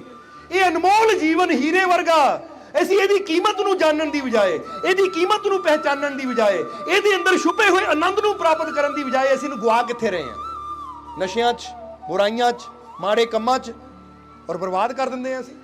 ਕਈ ਵਾਰ ਦੇਖਿਆ ਨਾ, ਇੱਕ ਛੋਟੇ ਜਿਹੇ ਪਲਾਟ ਦੀ ਖਾਤਰ ਇੱਕ ਮਰਲੇ ਪਿੱਛੇ ਝਗੜੇ ਹੋ ਜਾਂਦੇ, ਬੰਦੇ ਕਤਲ ਹੋ ਜਾਂਦੇ, ਬੰਦੇ ਮਰ ਜਾਂਦੇ। ਹੋ ਜਾਂਦਾ ਕਿ ਨਹੀਂ? ਤਾਂ ਹੀ ਤਾਂ ਅਸੀਂ ਪਹਿਲਾਂ ਕਿਹਾ ਨਾ ਕਿ ਮਿੱਟੀ ਹੈ ਤੇ ਮਿੱਟੀ ਰਹਿਣਾ, ਫਿਰ ਕਾਦੀ ਬੱਲੇ ਬੱਲੇ, ਅੱਜ ਮਿੱਟੀ ਦੇ ਉੱਪਰ ਬੈਠਾ, ਕੱਲ ਮਿੱਟੀ ਦੇ ਥੱਲੇ। ਉਹ ਮਿੱਟੀ ਹੈ, ਇੱਕ ਦਿਨ ਮਿੱਟੀ ਜਾਣਾ, ਫਿਰ ਕਾਦੇ ਹੰਕਾਰ 'ਚ ਪਿਆ, ਕਾਦੀ ਬੱਲੇ ਬੱਲੇ 'ਚ ਪਿਆ? ਸਮਝਦੇ ਹੋ ਕਿ ਨਹੀਂ? ਅੱਜ ਜੇ ਮਿੱਟੀ ਦੇ ਉੱਪਰ ਬੈਠਾ, ਕੱਲ ਨੂੰ ਮਿੱਟੀ ਦੇ ਥੱਲੇ ਜਾਂਦਿਆਂ ਵੀ ਢੇਰ ਨਹੀਂ ਲੱਗਣੀ। ਇਸ ਲਈ ਐਵੇਂ ਹੰਕਾਰ ਨਾ ਕਰੇ, ਜੀਵਨ ਦੀ ਕੀਮਤ ਨੂੰ ਸਮਝ। ਇਸ ਲਈ ਜੀਵਨ ਬਹੁਤ ਕੀਮਤੀ ਹੈ। ਤਾਂ ਹੀ ਅਸੀਂ ਤੁਹਾਨੂੰ ਵੀ ਕਹਾਂਗੇ ਇਹ ਅਨਮੋਲ ਜੀਵਨ ਦੀ ਕਾਮਿਲ ਮੁਰਸ਼ਦ ਨਾਲ ਜੁੜ ਕੇ, ਕਾਮਿਲ ਗੁਰੂ ਨਾਲ ਜੁੜ ਕੇ ਕੀਮਤ ਨੂੰ ਪਹਿਚਾਨ ਲਓ, ਜਾਣ ਲਓ ਕਿ ਇਹਦੇ ਅੰਦਰ ਛੁਪਿਆ ਹੋਇਆ, ਜਿੱਦਾਂ ਕਹਿੰਦੇ ਨਾ ਕਿ ਸਤਿਗੁਰ ਹੱਥ ਕੁੰਜੀ ਹੋਰ ਤਾਂ ਦਰ ਖੁੱਲੇ ਨਹੀਂ, ਗੁਰੂ ਪੂਰੇ ਭਾਗ ਮਿਲਾਵਣੀ। ਕਿ ਕੁੰਜੀ ਚਾਹੀਦੀ ਹੈ ਇਨਸਾਨ ਨੂੰ ਤਾਂ ਕਿ ਉਹਨੂੰ ਪਤਾ ਲੱਗੇ ਕਿ ਆਪਣੇ ਅੰਦਰ ਦਾ ਦਰਵਾਜ਼ਾ ਖੋਲ ਕੇ ਦੇਖੇ ਕਿ ਮੇਰੇ ਅੰਦਰ ਕਿਹੜੇ ਖਜ਼ਾਨੇ ਲੁਕੇ ਹੋਏ ਆ, ਕਿਹੜੇ ਖਜ਼ਾਨੇ ਛੁਪੇ ਹੋਏ ਆ, ਤਾਂ ਮੈਂ ਕਿੱਥੇ ਘੁੰਮੀ ਜਾਂਦਾ। ਸਮਝਦੇ ਹੋ ਕਿ ਨਹੀਂ? ਬਹੁਤ ਬੜੇ ਖਜ਼ਾਨੇ ਆ ਤੁਹਾਡੇ ਅੰਦਰ, ਔਰ ਇਹ ਮਜ਼ਾਕ 'ਚ ਨਹੀਂ ਕਹਿ ਰਹੇ ਅਸੀਂ। ਸਮਝਦੇ ਹੋ ਕਿ ਨਹੀਂ? ਜਿੱਦਾਂ ਹੀ ਦੱਸੀਦਾ ਨਾ ਕਿ ਸ਼੍ਰੀ ਕ੍ਰਿਸ਼ਨ ਨੇ ਜਦੋਂ ਅਰਜੁਨ ਨੂੰ ਸਮਝਾਇਆ ਤਾਂ ਅਰਜੁਨ ਨੂੰ ਸਮਝ ਹੀ ਨਾ ਆਉਂਦੀ ਸੀ, ਪਰ ਫਿਰ ਜਦੋਂ ਅਰਜੁਨ ਨੂੰ ਉਹ ਦਿਵਿਆ ਚਕਸ਼ੂ ਦਿੱਤੇ ਤਾਂ ਫਿਰ ਅਰਜੁਨ ਨੇ ਜਦੋਂ ਵਿਸ਼ਵ ਰੂਪ ਦੇਖਿਆ ਫਿਰ ਉਹਨੂੰ ਸਮਝ ਆਈ ਕਿ ਵਾਕਿਆ ਹੀ ਆ ਜਿਹਨਾਂ ਨੂੰ ਮੈਂ ਕ੍ਰਿਸ਼ਨ ਸਮਝਦਾ ਸੀ ਇਹਨਾਂ ਅੰਦਰ ਹੀ ਤਾਂ ਉਹ ਭਗਵਾਨ ਹੈ, ਯਾਨੀ ਇਹੀ ਤਾਂ ਹੈ। ਇਸੇ ਤਰ੍ਹਾਂ ਇਹ ਗੱਲ ਸਿਰਫ ਸ਼੍ਰੀ ਕ੍ਰਿਸ਼ਨ ਦੀ ਨਹੀਂ ਹੈ, ਗੱਲ ਸਾਡੀ ਸਾਰਿਆਂ ਦੀ ਹੈ। ਸਮਝਦੇ ਹੋ ਕਿ ਨਹੀਂ? ਇਸ ਲਈ ਜਦ ਤੱਕ ਅਸੀਂ ਸਰੀਰ ਦੀਆਂ ਅੱਖਾਂ ਨਾਲ ਦੇਖਾਂਗੇ ਉਦੋਂ ਤੱਕ ਸਾਨੂੰ ਸੰਸਾਰ ਨਜ਼ਰ ਆਏਗਾ, ਪਰ ਜਦੋਂ ਉਹ ਅੱਖ ਅੰਦਰਲੀ ਬੰਦੇ ਦੀ ਖੁੱਲਦੀ ਹੈ ਤਾਂ ਫਿਰ ਇਨਸਾਨ ਨੂੰ ਸੰਸਾਰ ਬਣਾਉਣ ਵਾਲਾ ਪ੍ਰਮਾਤਮਾ, ਉਹ ਪ੍ਰਭੂ ਨਜ਼ਰ ਆਉਂਦਾ ਹੈ। ਇਸ ਲਈ ਕਦੋਂ ਤੱਕ ਸੰਸਾਰ ਹੀ ਦੇਖਦੇ ਰਵਾਂਗੇ? ਹੁਣ ਥੋੜਾ ਜਿਹਾ ਕੁਝ ਐਸਾ ਕਰ ਲਈਏ ਕਿ ਸੰਸਾਰ ਨੂੰ ਬਣਾਉਣ ਵਾਲਾ ਜੋ ਪ੍ਰਮਾਤਮਾ ਹੈ ਉਹਨੂੰ ਵੀ ਦੇਖ ਲਈਏ, ਉਹਦੀ ਵੀ ਝਲਕ ਮਿਲ ਜਾਵੇ, ਕਿਉਂਕਿ ਤੁਹਾਡੇ ਅੰਦਰ ਹੀ ਤਾਂ ਛੁਪਿਆ ਬੈਠਾ, ਉਹ ਤੁਹਾਡੇ ਅੰਦਰ ਹੀ ਤਾਂ ਲੁਕਿਆ ਹੋਇਆ ਹੈ। ਬੋਲੋ ਸਮਝਦੇ ਹੋ ਕਿ ਨਹੀਂ? ਇਸ ਲਈ ਅੱਜ ਤੋਂ ਆਪਣੀ ਸੁਰਤੀ ਨੂੰ ਅਸੀਂ ਜੋੜਨਾ ਹੈ ਆਪਣੇ ਮਾਲਿਕ ਦੇ ਨਾਲ, ਔਰ ਜਿੱਦਾਂ ਦੱਸਿਆ ਆਪਣੇ ਆਪ ਨੂੰ ਅਨਕੰਪਲੀਟ ਨਹੀਂ ਸਮਝਣਾ, ਆਪਣੇ ਆਪ ਨੂੰ ਅਧੂਰਾ ਨਹੀਂ ਸਮਝਣਾ, ਕਿਉਂਕਿ ਉਹ ਪ੍ਰਮਾਤਮਾ ਕੋਈ ਵੀ ਚੀਜ਼ ਅਧੂਰੀ ਨਹੀਂ ਬਣਾਉਂਦਾ, ਉਹ ਜਿਸ ਨੂੰ ਵੀ ਬਣਾਉਂਦਾ ਹੈ ਪੂਰਨ ਬਣਾਉਂਦਾ ਹੈ, ਸੰਪੂਰਨ ਬਣਾਉਂਦਾ। ਚਾਹੇ ਇੱਕ ਘਾਹ ਦਾ ਫੁੱਲ ਵੀ ਹੈ ਨਾ, ਉਹ ਵੀ ਉਹਨੇ ਕੰਪਲੀਟ ਬਣਾਇਆ ਹੈ। ਸਮਝਦੇ ਹੋ ਕਿ ਨਹੀਂ? ਇਹਦੇ ਛੋਟੀ ਤੋਂ ਛੋਟੀ ਚੀਜ਼ ਵੀ ਉਹਦੀਆਂ ਨਜ਼ਰਾਂ 'ਚ ਸੰਪੂਰਨ ਹੈ। ਇਸ ਲਈ ਤੁਸੀਂ ਵੀ ਸੰਪੂਰਨ ਹੋ, ਬਸ ਆਪਣੀ ਸੰਪੂਰਨਤਾ ਦਾ ਜਿਹੜਾ ਬੋਧ ਹੈ, ਜਿਹੜਾ ਗਿਆਨ ਹੈ, ਉਹ ਇਨਸਾਨ ਨੂੰ ਪੂਰਨ ਤੌਰ ਤੇ ਉਦੋਂ ਹੁੰਦਾ ਜਦੋਂ ਇਨਸਾਨ ਆਪਣੇ ਅੰਦਰ ਉਤਰ ਕੇ ਦੇਖਦਾ ਹੈ। ਤਾਂ ਹੀ ਤਾਂ ਕਈ ਵਾਰ ਪਰਮਾਤਮਾ ਬਾਹਰੋਂ ਕਈ ਟਾਈਮ ਤੇ ਬਾਹਰੋਂ ਦਰਵਾਜ਼ੇ ਬੰਦ ਕਰ ਦਿੰਦਾ ਹੈ। ਕਿਉਂ ਕਰ ਦਿੰਦਾ ਹੈ ਬੰਦ? ਤਾਂ ਕਿ ਬਾਹਰਲੇ ਦਰਵਾਜ਼ੇ ਰੱਬ ਇਸ ਲਈ ਬੰਦ ਕਰ ਦਿੰਦਾ ਕਿ ਅਸੀਂ ਆਪਣੇ ਅੰਦਰ ਉਤਰ ਕੇ ਆਪਣੇ ਅੰਦਰਲੀ ਸ਼ਕਤੀ ਨੂੰ ਪਹਿਚਾਨ ਸਕੀਏ ਕਿ ਸਾਡੇ ਅੰਦਰ ਕਿਹੜੀ ਤਾਕਤ ਬੈਠੀ ਹੋਈ ਹੈ। ਉਹ ਉਦੋਂ ਹੀ ਇਨਸਾਨ ਅੰਦਰ ਉਤਰਦਾ ਜਦੋਂ ਬਾਹਰੋਂ ਇਨਸਾਨ ਨੂੰ ਸਾਰੇ ਦਰਵਾਜ਼ੇ ਬੰਦ ਨਜ਼ਰ ਆਉਂਦੇ ਆ ਨਾ ਕਿ ਹੁਣ ਬਾਹਰੋਂ ਕਿੱਥੇ ਦੌੜਾਂ, ਕੀ ਕਰਾਂ ਮੈਂ, ਤਾਂ ਫਿਰ ਰੱਬ ਕਹਿੰਦਾ ਹੈ ਹੁਣ ਬਾਹਰ ਦੌੜਨ ਦੀ ਲੋੜ ਨਹੀਂ, ਆਪਣੇ ਅੰਦਰ ਝਾਤੀ ਮਾਰ ਕੇ ਤੇਰੇ ਅੰਦਰ ਕਿਹੜੀ ਤਾਕਤ ਬੈਠੀ ਹੋਈ ਹੈ। ਇਸ ਲਈ ਅਸੀਂ ਤੁਹਾਨੂੰ ਵੀ ਕਹਾਂਗੇ ਕਿ ਆਪਣੇ ਅੰਦਰਲੀ ਸ਼ਕਤੀ ਨੂੰ ਪਹਿਚਾਨੋ, ਕਾਮਿਲ ਸੰਤ ਗੁਰੂ ਰਹਿਬਰ ਦੇ ਨਾਲ ਜੁੜੋ, ਤਾਂ ਕਿ ਤੁਸੀਂ ਆਪਣੇ ਅੰਦਰ ਉਤਰ ਕੇ ਉਹ ਪਰਮ ਸ਼ਕਤੀ ਨੂੰ ਜਾਣ ਕੇ ਆਪਣੇ ਜੀਵਨ ਨੂੰ, ਆਪਣੇ ਜਨਮ ਨੂੰ ਸਫਲ ਬਣਾ ਸਕੋ। ਬੋਲੋ ਸਮਝਦੇ ਹੋ ਕਿ ਨਹੀਂ? ਇਸ ਲਈ ਇੱਕ ਗੱਲ ਹੋਰ ਕਹਾਂਗੇ ਜਿਹੜੀ ਕਿ ਬੜੀ ਜ਼ਰੂਰੀ ਹੈ ਕਿ ਤੇਰੇ ਭਾਣੇ ਜੋ ਵੀ ਕਰੇ ਭਲਾ ਬੁਰਾ ਸੰਸਾਰ, ਨਾਰਾਇਣ ਤੂੰ ਬੈਠ ਕੇ ਆਪਣਾ ਭਵਨ ਬੁਹਾਰ। ਇਹ ਗੱਲ ਯਾਦ ਰੱਖਣਾ, ਕਿਉਂਕਿ ਕਈ ਵਾਰ ਇਨਸਾਨ ਕੀ ਕਹਿੰਦਾ ਹੈ ਕਿ ਲੈ ਉਹ ਇਦਾਂ ਕਰ ਰਿਹਾ ਹੈ, ਉਹ ਬੁਰਾ ਕਰ ਰਿਹਾ ਤਾਂ ਮੈਂ ਬੁਰਾ ਕਰ ਰਿਹਾ ਹਾਂ, ਮੈਂ ਉਹਦਾ ਰਿਪਲਾਈ ਕਰ ਰਿਹਾ, ਜਵਾਬ ਦੇ ਰਿਹਾ ਹਾਂ। ਤੇ ਇੱਕ ਗੱਲ ਯਾਦ ਰੱਖੋ ਕਿ ਤੁਹਾਡੇ ਭਾਣੇ ਦੁਨੀਆ ਜੋ ਮਰਜ਼ੀ ਕਰੇ, ਬੋਲੋ ਸਮਝਦੇ ਹੋ ਕਿ ਨਹੀਂ, ਪਰ ਤੁਸੀਂ ਆਪਣਾ ਨਿਯਮ ਬਣਾਓ ਕਿ ਮੈਂ ਜਦ ਵੀ ਕਰਨਾ ਹੈ ਅੱਛਾ ਕਰਨਾ ਹੈ, ਕਿਉਂਕਿ ਉਹਦੀ ਕੀਤੀ ਦਾ ਫਲ ਉਹਨੂੰ ਮਿਲਣਾ ਹੈ ਤਾਂ ਮੇਰੀ ਕੀਤੀ ਦਾ ਫਲ ਮੈਨੂੰ। ਹੁਣ ਏਦਾਂ ਸਮਝ ਲਓ ਕਿ ਇੱਕ ਇਨਸਾਨ ਆਪਣੇ ਘਰ 'ਚ ਕਚਰਾ ਖਿਲਾਰੀ ਜਾਵੇ, ਕੂੜਾ ਖਿਲਾਰੀ ਜਾਵੇ, ਤਾਂ ਹੁਣ ਉਹਨੂੰ ਆਪਣੇ ਘਰ 'ਚ ਕਚਰਾ ਕੂੜਾ ਖਿਲਾਰਦਿਆਂ ਦੇਖ ਕੇ ਮੈਂ ਆਪਣੇ ਘਰ 'ਚ ਕਚਰਾ ਖਿਲਾਰਾਂ, ਤਾਂ ਇਹ ਕੋਈ ਸਮਝਦਾਰੀ ਨਹੀਂ ਹੈ। ਸਮਝਦਾਰੀ ਕੀ ਹੈ? ਭਾਈ ਤੇਰਾ ਦਿਲ ਕਰਦਾ ਤੂੰ ਕਚਰਾ ਖਿਲਾਰ, ਮੈਂ ਤਾਂ ਆਪਣੇ ਘਰ ਦੀ ਸਫਾਈ ਰੱਖਣੀ ਹੈ। ਇਸ ਲਈ ਕਿਹਾ ਹੈ ਕਿ ਤੇਰੇ ਭਾਣੇ ਜੋ ਵੀ ਕਰੇ ਭਲਾ ਬੁਰਾ ਸੰਸਾਰ। ਤੂੰ ਦੂਜੇ ਦੀ ਕਰਨੀ ਨਾ ਦੇਖ ਕਿ ਦੂਜਾ ਕੀ ਕਰ ਰਿਹਾ, ਤੂੰ ਇਹ ਦੇਖ ਮੈਂ ਕੀ ਕਰ ਸਕਦਾ ਹਾਂ। ਕਿਉਂਕਿ ਜਦ ਵੀ ਇਨਸਾਨ ਨੂੰ ਮਾਣ ਮਿਲਦਾ ਹੈ, ਸਨਮਾਨ ਮਿਲਦਾ ਹੈ, ਜਦ ਵੀ ਦੁਨੀਆ ਯਾਦ ਰੱਖਦੀ ਹੈ ਨਾ, ਤਾਂ ਇਹ ਇਸ ਕਰਕੇ ਯਾਦ ਨਹੀਂ ਰੱਖਦੀ ਕਿ ਅਸੀਂ ਦੁਨੀਆ ਤੋਂ ਕੀ ਲਿਆ, ਬਲਕਿ ਇਸੇ ਯਾਦ ਰੱਖਦੀ ਕਿ ਅਸੀਂ ਦੁਨੀਆ ਦੀ ਖਾਤਰ ਕੀ ਕੀਤਾ। ਜ਼ਰਾ ਗੌਰ ਕਰਕੇ ਦੇਖਣਾ, ਜੇ ਅੱਜ ਗੁਰੂਆਂ ਰਹਿਬਰਾਂ ਨੂੰ ਯਾਦ ਕੀਤਾ ਜਾਂਦਾ ਹੈ, ਜੇ ਅਸੀਂ ਕਹਿ ਦਿੰਦੇ ਨਾ ਕਿ ਚਲੋ ਗੁਰੂਆਂ ਰਹਿਬਰਾਂ ਦੀ ਗੱਲ ਵੀ ਛੱਡੀਏ, ਜੇ ਅਸੀਂ ਉਹ ਸ਼ਹੀਦਾਂ ਦੀ ਗੱਲ ਵੀ ਕਰ ਲਈਏ ਕਿ ਭਗਤ ਸਿੰਘ ਸ਼ਹੀਦ ਹੋਏ ਆ, ਉਹਨਾਂ ਨੂੰ ਕਿਉਂ ਯਾਦ ਕੀਤਾ ਜਾਂਦਾ? ਕਿਉਂਕਿ ਦੇਸ਼ ਦੀ ਖਾਤਰ ਕੁਝ ਕਰਕੇ ਗਏ ਹੈ। ਜਦੋਂ ਇਨਸਾਨ ਕੁਝ ਐਸਾ ਕਰਦਾ ਦੂਸਰਿਆਂ ਦੀ ਖਾਤਰ, ਫਿਰ ਉਹਦਾ ਨਾਮ ਦੁਨੀਆ ਯਾਦ ਰੱਖਦੀ ਹੈ।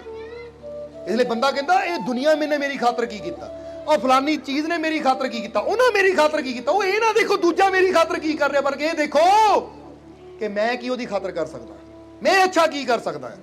ਕਿਉਂਕਿ ਤੁਹਾਡੀ ਕੀਤੀ ਅੱਛਾਈ ਤੁਹਾਡੇ ਇੱਥੇ ਵੀ ਕੰਮ ਆਣੀ ਹੈ ਤਾਂ ਉੱਥੇ ਵੀ ਕੰਮ ਆਣੀ ਹੈ, ਕਿਉਂਕਿ ਉੱਥੇ ਅਮਲਾਂ ਦੇ ਹੁਣੇ ਨੇ ਨਵੇੜੇ ਕਿਸੇ ਨਹੀਂ ਤੇਰੀ।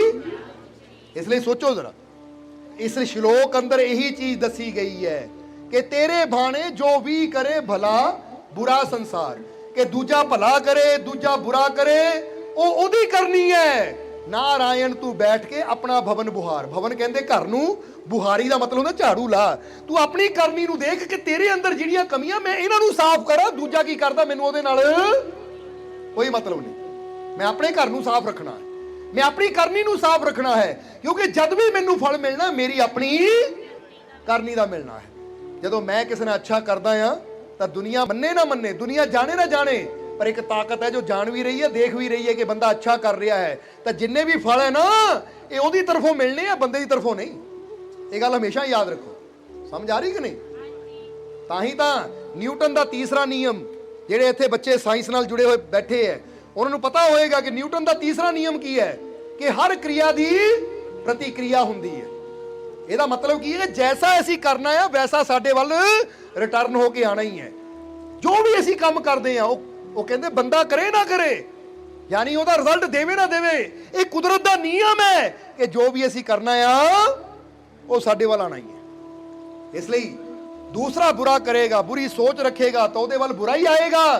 ਤਾਂ ਜੇ ਤੁਸੀਂ ਅੱਛਾ ਕਰੋਗੇ, ਅੱਛੀ ਸੋਚ ਰੱਖੋਗੇ ਤਾਂ ਤੁਹਾਡੇ ਵੱਲ ਅੱਛਾ ਹੀ ਆਏਗਾ। ਇਹ ਕਦੀ ਹੋ ਹੀ ਨਹੀਂ ਸਕਦਾ, ਕਿਉਂਕਿ ਇਹ ਸਾਇੰਟਿਸਟ ਨਿਊਟਨ ਨੇ ਵੀ ਇਹ ਥਿਉਰੀ ਵਿੱਚ ਮੰਨਿਆ ਹੈ। ਤਾਂ ਹੀ ਤਾਂ ਉਹਦਾ ਤੀਸਰਾ ਨਿਯਮ, ਤੁਸੀਂ ਮੋਬਾਈਲ ਤੇ ਜਾ ਕੇ ਸਰਚ ਕਰੋਗੇ ਨਿਊਟਨ ਦਾ ਤੀਸਰਾ ਨਿਯਮ, ਤਾਂ ਆਪਣੇ ਆਪ ਹੀ ਤੁਹਾਡੇ ਮੂਹਰੇ ਸਾਰੀ ਲਾਈਨ ਆ ਜਾਣੀ ਹੈ ਕਿ ਹਰ ਕਿਰਿਆ ਦੀ ਪ੍ਰਤੀਕਿਰਿਆ ਹੁੰਦੀ ਹੈ। ਇਹਦਾ ਮਤਲਬ ਕੀ ਹੈ? ਇਹਦਾ ਮਤਲਬ ਇਹ ਹੈ ਕਿ ਅਗਰ ਇਧਰੋਂ ਤੁਸੀਂ ਸਮਾਈਲ ਕਰੋਗੇ ਤਾਂ ਅੱਗਿਓਂ ਵੀ ਸਮਾਈਲ ਹੀ ਆਣੀ ਹੈ। ਸਮਝਦੇ ਹੋ ਕਿ ਨਹੀਂ? ਇਧਰੋਂ ਗਾਲੀ ਦਵੋਗੇ ਤਾਂ ਅੱਗਿਓਂ ਵੀ ਗਾਲੀ ਆਣੀ ਹੈ। ਉਹ ਕਹਿੰਦੇ ਇਹੀ ਤਾਂ ਕੰਮ ਹੈ। ਹਾਂ, ਇਹ ਵੀ ਫਰਕ ਪੈ ਸਕਦਾ ਹੈ ਕਿ ਤੂੰ ਇੱਕ ਗਾਲੀ ਦੇਵੇਂ ਤਾਂ ਅੱਗਿਓਂ ਚਾਰ ਆ ਜਾਣ। ਸਮਝਦੇ ਹੋ ਕਿ ਨਹੀਂ? ਤੂੰ ਇੱਕ ਸਮਾਈਲ ਦੇਵੇਂ ਅੱਗਿਓਂ ਚਾਰ ਸਮਾਈਲ ਆ ਜਾਣ। ਕਿਉਂਕਿ ਹੁਣ ਦੇਖੋ, ਇਹ ਇਕੱਲੇ ਬੈਠੇ ਸਮਾਈਲ ਦੇਵਾਂਗੇ ਤਾਂ ਤੁਸੀਂ ਕਿੰਨੇ ਜਣੇ ਬੈਠੇ ਆ, ਤੁਹਾਡੀ ਸਮਾਈਲ ਆਏਗੀ ਕਿ ਨਹੀਂ? ਸਮਝਦੇ ਹੋ ਕਿ ਨਹੀਂ? ਇਹੀ ਤਾਂ ਕਹਿੰਦੇ ਕਿ ਹਰ ਕਿਰਿਆ ਦੀ ਪ੍ਰਤੀਕਿਰਿਆ ਹੁੰਦੀ ਹੈ। ਤਾਂ ਜੇ ਅਸੀਂ ਤੁਹਾਨੂੰ ਘੂਰ ਕੇ ਦੇਖੀ ਜਾਵਾਂਗੇ, ਤੁਸੀਂ ਕਹਿੰਦੇ ਉੱਠ ਕੇ ਚਲੋ ਭਾਈ ਇੱਥੇ ਤਾਂ ਹੈ ਇਹ ਘੂਰ ਕੇ ਦੇਖੀ ਜਾਂਦੇ। ਕਹਿਣ ਦਾ ਮਤਲਬ ਕੀ ਹੈ? ਪਿਆਰ ਨੂੰ ਪਿਆਰ ਖਿੱਚਦਾ ਕਿ ਨਹੀਂ? ਖੁਸ਼ੀ ਨੂੰ ਖੁਸ਼ੀ ਖਿੱਚਦੀ ਹੈ। ਇਸ ਲਈ ਹਰ ਕਿਰਿਆ ਦੀ ਪ੍ਰਤੀਕਿਰਿਆ ਦਾ ਮਤਲਬ ਹੈ ਕਿ ਅਗਰ ਤੂੰ ਖੁਸ਼ੀ ਚਾਹੁੰਦਾ ਤਾਂ ਦੂਜਿਆਂ ਨੂੰ ਖੁਸ਼ੀ ਦੇਣੀ ਸਿੱਖ, ਤਾਂ ਤੇਰੇ ਵੱਲ ਖੁਸ਼ੀਆਂ ਆਣੀਆਂ ਸ਼ੁਰੂ ਹੋ ਜਾਣਗੀਆਂ। ਜੇ ਤੂੰ ਦੂਜਿਆਂ ਨੂੰ ਕਾਮਯਾਬ ਹੋਣ ਵਿੱਚ ਹੈਲਪ ਕਰੇਗਾ ਤਾਂ ਤੂੰ ਵੀ ਕਾਮਯਾਬ ਹੁੰਦਾ ਚਲਾ ਜਾਏਗਾ। ਜੇ ਤੂੰ ਦੂਜਿਆਂ ਨੂੰ ਸ਼ਾਂਤੀ ਦੇਏਗਾ ਤਾਂ ਤੈਨੂੰ ਵੀ ਸ਼ਾਂਤੀ ਜ਼ਰੂਰ ਮਿਲੇਗੀ। ਜੇ ਤੂੰ ਦੂਜਿਆਂ ਨੂੰ क्षमा ਕਰੇਗਾ ਤਾਂ ਤੈਨੂੰ ਵੀ क्षमा ਜ਼ਰੂਰ ਮਿਲੇਗੀ। ਤਾਂ ਹੀ ਤਾਂ ਬਾਈਬਲ ਦੇ ਅੰਦਰ जीसस क्राइस्ट ने भी किया है कि जो क्षमा करते हैं उन्हें क्षमा किया जाएगा, जो दूसरों पर दया करते हैं उन पर दया की जाएगी। कहते ਜਿਹੜਾ ਦੂਜੇ ਨੂੰ क्षमा ਕਰਦਾ ਹੈ ਨਾ, ਤਾਂ ਰੱਬ ਪਤਾ ਕੀ ਕਹਿੰਦਾ ਹੈ ਕਿ ਇਹ ਉਹ ਹੈ ਜਿਹੜਾ ਦੂਜਿਆਂ ਨੂੰ ਮਾਫ ਕਰਦਾ ਸੀ, ਅੱਜ ਮੇਰੇ ਕੋਲ ਆ ਗਿਆ, ਮੈਂ ਵੀ ਇਹਨੂੰ ਮਾਫ ਕਰਦਾ। ਇਹ ਉਹ ਹੈ ਜੋ ਦੂਜਿਆਂ ਤੇ ਦਇਆ ਕਰਦਾ ਸੀ। ਬੇਸ਼ੱਕ ਅੱਜ ਇਹ ਪਾਪੀ ਹੈ, ਬੁਰਾ ਹੈ, ਪਰ ਇਹ ਦੂਜਿਆਂ ਤੇ ਦਇਆ ਕਰਦਾ ਸੀ, ਅੱਜ ਮੈਂ ਇਹ ਤੇ ਦਇਆ ਕਰਦਾ। ਸਮਝਦੇ ਹੋ ਕਿ ਨਹੀਂ? ਕਹਿੰਦੇ ਨੇ ਕਿ ਫਕੀਰ ਦੀ ਦੁਕਾਨ ਸੀ, ਇੱਕ ਮਨਮੁਖੀ ਇਨਸਾਨ ਆਂਦਾ ਸੀ, ਉਹ ਖੋਟਾ ਪੈਸਾ ਦੇ ਕੇ ਸੌਦਾ ਲੈ ਕੇ ਚਲਾ ਜਾਂਦਾ ਸੀ। ਤਾਂ ਫਕੀਰਾਂ ਨੇ ਖੋਟਾ ਪੈਸਾ ਲੈਣਾ, ਉਹਨੂੰ ਦੇਖਣਾ, ਔਰ ਅਲੱਗ ਇੱਕ ਉਹਨਾਂ ਨੇ ਗੁਲਕ ਬਣਾਈ ਸੀ, ਉਹਦੇ 'ਚ ਰੱਖੀ ਜਾਣਾ। ਯਾਨੀ ਜਿਹੜਾ ਉਹਨਾਂ ਖੋਟਾ ਪੈਸਾ ਦੇਣਾ ਅਲੱਗ ਜਗ੍ਹਾ ਰੱਖੀ ਜਾਣਾ। ਇੱਕ ਦਿਨ ਫਕੀਰ ਕਿਤੇ ਬਾਹਰ ਸੀ ਤਾਂ ਉਹਨਾਂ ਦਾ ਨੌਕਰ ਦੁਕਾਨ ਤੇ ਖੜਾ ਸੀ। ਅੱਜ ਉਹ ਆਦਮੀ ਆਇਆ, ਆ ਕੇ ਖੋਟਾ ਸਿੱਕਾ ਦੇ ਕੇ ਸੌਦਾ ਲਿਆ ਪਹਿਲਾਂ ਉਹਨਾਂ, ਫਿਰ ਖੋਟਾ ਸਿੱਕਾ ਦੇਣ ਲੱਗਾ ਤਾਂ ਨੌਕਰ ਨੇ ਦੇਖਿਆ ਖੋਟਾ ਹੈ, ਵਾਪਸ ਕੀਤਾ, ਕਹਿੰਦਾ ਭਾਈ ਇਹ ਖੋਟਾ ਲੈ ਜਾ ਵਾਪਸ, ਖਰਾ ਸਿੱਕਾ ਦੇ। ਤਾਂ ਉਹ ਆਦਮੀ ਕਹਿਣ ਲੱਗਾ ਮੈਂ ਤਾਂ ਅੱਗੇ ਉਹ ਫਕੀਰ ਨੂੰ ਇਹੀ ਸਿੱਕਾ ਦੇ ਕੇ ਜਾਂਦਾ ਸੀ, ਅੱਗੇ ਤਾਂ ਮੈਂ ਦੇ ਕੇ ਜਾਂਦਾ ਸੀ, ਅੱਗੇ ਤਾਂ ਕਦੀ ਰੋਕਿਆ ਨਹੀਂ, ਮੈਨੂੰ ਮਨਾ ਨਹੀਂ ਕੀਤਾ, ਅੱਜ ਕਿਉਂ? ਤਾਂ ਉਸ ਲਈ ਕਹਿੰਦਾ ਉਹਨਾਂ ਦੀ ਉਹ ਜਾਣਨ, ਪਰ ਮੈਨੂੰ ਅੱਖ ਹੈ, ਮੈਨੂੰ ਪਤਾ ਹੈ ਖੋਟਾ ਹੈ ਇਹ, ਮੈਂ ਨਹੀਂ ਲੈਂਦਾ, ਖਰਾ ਦੇ। ਹਾਲੇ ਬਹਿਸ ਚੱਲ ਰਹੀ ਸੀ ਜਦ ਨੂੰ ਫਕੀਰ ਆ ਗਏ। ਫਕੀਰ ਆਏ, ਫਕੀਰਾਂ ਨੇ ਜਦੋਂ ਦੇਖਿਆ ਬਹਿਸਦਿਆਂ ਨੂੰ ਕਿ ਇਹ ਤਾਂ ਉਹੀ ਆਦਮੀ ਜਿਹੜਾ ਖੋਟਾ ਸਿੱਕਾ ਦੇ ਕੇ ਜਾਂਦਾ ਹੁੰਦਾ ਸੀ, ਜਦੋਂ ਬਹਿਸ ਹੁੰਦੀ ਦੇਖੀ, ਆਪਣੇ ਨੌਕਰ ਨੂੰ ਕਿਹਾ ਬੇਟਾ ਕੀ ਗੱਲ ਹੋ ਗਈ, ਬਹਿਸ ਕਿਉਂ ਕਰ ਰਿਹਾ ਹੈ? ਉਹਨਾਂ ਕਿਹਾ ਜੀ ਦੇਖੋ ਸਮਾਨ ਲੈ ਰਿਹਾ, ਖੋਟਾ ਸਿੱਕਾ ਦੇ ਰਿਹਾ ਹੈ। ਫਕੀਰ ਕਹਿੰਦੇ ਕੋਈ ਗੱਲ ਨਹੀਂ, ਲੈ ਲੈ, ਖੋਟਾ ਹੈ ਨਾ, ਲੈ ਲੈ, ਕੋਈ ਗੱਲ ਨਹੀਂ। ਕਹਿ ਕੇ ਫਕੀਰ ਨੇ ਉਹਦੇ ਕੋਲੋਂ ਖੋਟਾ ਸਿੱਕਾ ਫੜਿਆ ਔਰ ਉਹਨੂੰ ਕਿਹਾ ਕੋਈ ਗੱਲ ਨਹੀਂ ਭਾਈ, ਮਾਫ ਕਰੀ, ਇਹਨੂੰ ਪਤਾ ਨਹੀਂ ਸੀ, ਅੱਜ ਮੈਂ ਹੈ ਨਹੀਂ ਸੀ ਤਾਂ ਹੋ ਗਿਆ ਹੈ। ਹੁਣ ਉਹ ਆਦਮੀ ਸੌਦਾ ਲੈ ਕੇ ਚਲਾ ਗਿਆ। ਫਕੀਰ ਉਹ ਖੋਟੇ ਸਿੱਕੇ ਨੂੰ ਜਦੋਂ ਬਾਕੀ ਸਿੱਕਿਆਂ 'ਚ ਰੱਖਣ ਲੱਗੇ ਤਾਂ ਆਦਮੀ ਬੋਲਿਆ, ਜਿਹੜਾ ਨੌਕਰ ਸੀ ਬੋਲਿਆ, ਕਹਿੰਦਾ ਮਹਾਰਾਜ ਮੈਨੂੰ ਇੱਕ ਗੱਲ ਨਹੀਂ ਸਮਝ ਆਈ ਕਿ ਤੁਹਾਨੂੰ ਪਤਾ ਨਹੀਂ ਸੀ ਸਿੱਕਾ ਖੋਟਾ ਹੈ? ਫਕੀਰ ਕਹਿੰਦੇ ਸਾਨੂੰ ਪਤਾ ਸੀ ਖੋਟਾ ਸਿੱਕਾ ਹੈ, ਫਿਰ ਤੁਸੀਂ ਇਹ ਖੋਟੇ ਸਿੱਕੇ ਦੇ ਬਦਲੇ ਉਹਨੂੰ ਸਮਾਨ ਕਿਉਂ ਦਿੱਤਾ, ਘਾਟਾ ਕਿਉਂ ਖਾਦਾ? ਤਾਂ ਉਸ ਲਈ ਫਕੀਰ ਕਹਿੰਦੇ ਦੋ ਗੱਲਾਂ ਆ ਬੇਟਾ, ਪਹਿਲੀ ਗੱਲ ਇਹ ਹੈ ਕਿ ਮੈਂ ਇਹਦੇ ਕੋਲੋਂ ਖੋਟਾ ਸਿੱਕਾ ਇਸ ਲਈ ਲੈ ਲੈਂਦਾ ਹਾਂ ਤਾਂ ਕਿ ਇਹ ਖੋਟਾ ਸਿੱਕਾ ਕਿਸੇ ਦੂਸਰੇ ਨੂੰ ਦੁਕਾਨਦਾਰ ਨੂੰ ਦੇ ਕੇ ਉਹਦਾ ਕਿਤੇ ਨੁਕਸਾਨ ਨਾ ਕਰੇ, ਕਿਸੇ ਹੋਰ ਦਾ ਨੁਕਸਾਨ ਨਾ ਹੋਵੇ।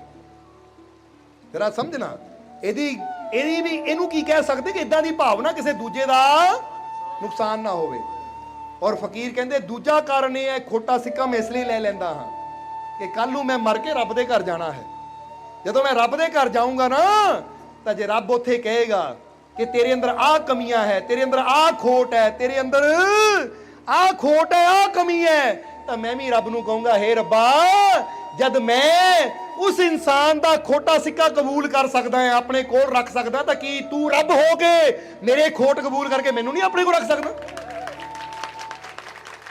ਮੈਂ ਉੱਥੇ ਕਹਿਣ ਜੋਗਾ ਤਾਂ ਬਣੂੰਗਾ ਆਪਣੇ ਰੱਬ ਨੂੰ ਕਿ ਚਾਹੇ ਖਰਾ ਹੈ ਖੋਟਾ ਆ, ਜੇ ਮੈਂ ਖੋਟੇ ਸਿੱਕੇ ਕਬੂਲ ਕਰ ਸਕਦਾ ਆ ਇਨਸਾਨ ਹੋ ਕੇ, ਤਾਂ ਕੀ ਤੂੰ ਭਗਵਾਨ ਹੋ ਕੇ ਮੇਰੇ ਵਰਗੇ ਖੋਟੇ ਨੂੰ ਕਬੂਲ ਨਹੀਂ ਕਰ ਸਕਦਾ? ਤਾਂ ਫਿਰ ਰੱਬ ਵੀ ਕਬੂਲ ਜ਼ਰੂਰ ਕਰੇਗਾ। ਕਿਉਂਕਿ ਕੋਈ ਗੱਲ ਤਾਂ ਐਸੀ ਹੋਵੇ ਕਿ ਆਪਣੇ ਯਾਰ ਨੂੰ ਮਿਹਣਾ ਮਾਰ ਸਕੀਏ, ਤਾਂ ਯਾਰ ਫੇਰ ਹੀ ਕਬੂਲ ਕਰੇਗਾ। ਕਹਿੰਦੇ ਦੂਜਾ ਕਾਰਨ ਇਹ ਹੈ, ਤਾਂ ਮੈਂ ਖੋਟਾ ਕਬੂਲ ਕਰਦਾ ਤਾਂ ਕਿ ਮੈਨੂੰ ਵੀ ਰੱਬ ਕਬੂਲ ਕਰ ਲਵੇ। ਇਹਨੂੰ ਕਹਿੰਦੇ ਜੇ ਤੁਸੀਂ ਦੂਜਿਆਂ ਤੇ ਦਇਆ ਕਰੋਗੇ ਤਾਂ ਰੱਬ ਤੁਹਾਡੇ ਤੇ ਦਇਆ ਕਰੇਗਾ। ਇਸ ਲਈ ਆਪਣੇ ਅੰਦਰ ਪ੍ਰੇਮ ਪੈਦਾ ਕਰੋ, ਕਿਉਂਕਿ ਜੇ ਅਸੀਂ ਪ੍ਰੇਮ ਚਾਹੁੰਦੇ ਹਾਂ ਤਾਂ ਪ੍ਰੇਮ ਦੇਣਾ ਸ਼ੁਰੂ ਕਰੋ। ਜਦੋਂ ਪ੍ਰੇਮ ਦੇਵਾਂਗੇ ਤਾਂ ਪ੍ਰੇਮ ਕਈ ਗੁਣਾ ਹੋ ਕੇ ਮਿਲਣਾ ਵੀ ਸਾਨੂੰ ਸ਼ੁਰੂ ਹੋ ਜਾਏਗਾ। ਸਮਝ ਆ ਗਈ ਕਿ ਨਹੀਂ? ਇਸ ਲਈ ਅੱਛਾਈ, ਇਹ ਗੱਲ ਹਮੇਸ਼ਾ ਯਾਦ ਰੱਖਣੀ ਕਿ ਅਸੀਂ ਅੱਛਾ ਕਰਮ ਕਰਨ ਦੀ ਕੋਸ਼ਿਸ਼ ਕਰਨੀ ਹੈ, ਕਿਉਂਕਿ ਹਰ ਕਿਰਿਆ ਦੀ ਪ੍ਰਤੀਕਿਰਿਆ ਹੁੰਦੀ ਹੈ। ਦੁਨੀਆ ਕੀ ਕਰਦੀ ਹੈ ਉਹਦੇ ਵੱਲ ਨਾ ਦੇਖੋ, ਮੈਂ ਅੱਛਾ ਕੀ ਕਰ ਸਕਦਾ ਹੈ, ਅਸੀਂ ਉਹਦੇ ਬਾਰੇ ਸੋਚਣਾ। ਇਸ ਲਈ ਤੇਰੇ ਭਾਣੇ ਜੋ ਵੀ ਕਰੇ, ਭਲਾ ਬੁਰਾ ਸੰਸਾਰ ਨਾਰਾਇਣ ਤੂੰ ਬੈਠ ਕੇ ਆਪਣਾ ਭਵਨ ਬੁਹਾਰ, ਕਿ ਤੂੰ ਆਪਣੀ ਸਫਾਈ ਰੱਖ, ਆਪਣੇ ਆਪ ਨੂੰ ਸਾਫ਼ ਰੱਖ, ਆਪਣੀ ਕਰਨੀ ਨੂੰ ਸਾਫ਼ ਰੱਖ, ਦੁਨੀਆ ਕੀ ਕਰਦੀ ਉਧਰ ਨਾ ਦੇਖ, ਕਿਉਂਕਿ ਰੱਬ ਨੇ ਤੇਰੀ ਕਰਨੀ ਦੇਖਣੀ ਹੈ। ਇਸ ਲਈ ਜੇ ਖੁਸ਼ੀ ਚਾਹੁੰਦੇ ਹੋ, ਆਨੰਦ ਚਾਹੁੰਦੇ ਹੋ, ਤਾਂ ਆਓ ਅੱਜ ਆਪਣੇ ਆਪ ਨਾਲ ਵਾਅਦਾ ਕਰੀ ਕਿ ਮੈਂ ਅੱਛੀ ਕਰਨੀ ਹੈ, ਮੈਂ ਸਭ ਨਾਲ ਪਿਆਰ ਕਰਨਾ ਹੈ, ਔਰ ਮੈਂ ਆਪਣੇ ਆਪ ਨੂੰ ਅਨਕੰਪਲੀਟ ਨਹੀਂ ਸਮਝਣਾ, ਆਪਣੇ ਆਪ ਨੂੰ ਮੈਂ ਸੰਪੂਰਨ ਸਮਝਣਾ ਕਿ ਮੇਰੇ ਰੱਬ ਨੇ ਮੈਨੂੰ ਸੰਪੂਰਨ ਬਣਾਇਆ। ਔਰ ਜੇ ਮੇਰਾ ਮਾਲਿਕ ਮੇਰੇ ਨਾਲ ਹੈ ਤਾਂ ਫਿਰ ਮੈਂ ਹਰ ਜਗ੍ਹਾ ਕਾਮਯਾਬ ਹੋ ਸਕਦਾ ਹਾਂ, ਹਰ ਜਗ੍ਹਾ ਮੈਨੂੰ ਸਫਲਤਾ ਮਿਲ ਸਕਦੀ ਹੈ, ਕਿਉਂਕਿ ਕਦੀ ਹੋ ਹੀ ਨਹੀਂ ਸਕਦਾ ਕਿ ਉਹਦਾ ਹੱਥ ਸਿਰ ਤੇ ਹੋਵੇ, ਉਹਦੀ ਰਹਿਮਤ ਨਾਲ ਹੋਵੇ ਤਾਂ ਬੰਦਾ ਠੋਕਰ ਖਾ ਜਾਵੇ ਜਾਂ ਹਾਰ ਜਾਵੇ। ਇਹ ਕਦੀ ਹੋ ਹੀ ਨਹੀਂ ਸਕਦਾ। ਇਸ ਲਈ ਆਪਣੇ ਰੱਬ ਤੇ ਪੂਰਾ ਵਿਸ਼ਵਾਸ ਰੱਖਣਾ ਹੈ। ਸੋ ਕਹਿ ਦਿਓ, ਮੇਰਾ ਮਾਲਿਕ ਮੇਰੇ, ਮੇਰਾ ਮਾਲਿਕ ਮੇਰੇ, ਮੇਰਾ ਮਾਲਿਕ ਮੇਰੇ। ਬਸ ਇਹ ਵਿਸ਼ਵਾਸ ਰੱਖਣਾ ਹੈ। ਹੁਣ ਜਦੋਂ ਅਸੀਂ ਮੰਨ ਲੈਂਦੇ ਆ ਮੇਰਾ ਮਾਲਿਕ ਮੇਰੇ ਨਾਲ ਹੈ, ਤਾਂ ਫਿਰ ਕੀ ਹੁੰਦਾ ਹੈ? ਫਿਰ ਹੁੰਦਾ ਹੈ ਮੈਨੂੰ ਆਪਣੇ ਮਾਲਿਕ ਤੇ ਪੂਰਾ, ਮੈਨੂੰ ਆਪਣੇ ਮਾਲਿਕ ਤੇ ਪੂਰਾ, ਮੈਨੂੰ ਆਪਣੇ ਮਾਲਿਕ ਤੇ ਪੂਰਾ, ਮੇਰੀਆਂ ਝੋਲੀਆਂ ਰਹਿਮਤ ਨਾਲ, ਮੇਰੀਆਂ ਝੋਲੀਆਂ ਰਹਿਮਤ ਨਾਲ, ਮੇਰੀਆਂ ਝੋਲੀਆਂ ਰਹਿਮਤ ਨਾਲ, ਮੇਰੀਆਂ ਝੋਲੀਆਂ ਖੁਸ਼ੀਆਂ ਨਾਲ, ਮੇਰੀਆਂ ਝੋਲੀਆਂ ਖੁਸ਼ੀਆਂ ਨਾਲ, ਮੇਰੀਆਂ ਝੋਲੀਆਂ ਖੁਸ਼ੀਆਂ ਨਾਲ, ਮੇਰੇ ਸਾਰੇ ਦੁੱਖ ਦੂਰ, ਮੇਰੇ ਸਾਰੇ ਦੁੱਖ ਦੂਰ, ਮੇਰੇ ਸਾਰੇ ਦੁੱਖ ਦੂਰ।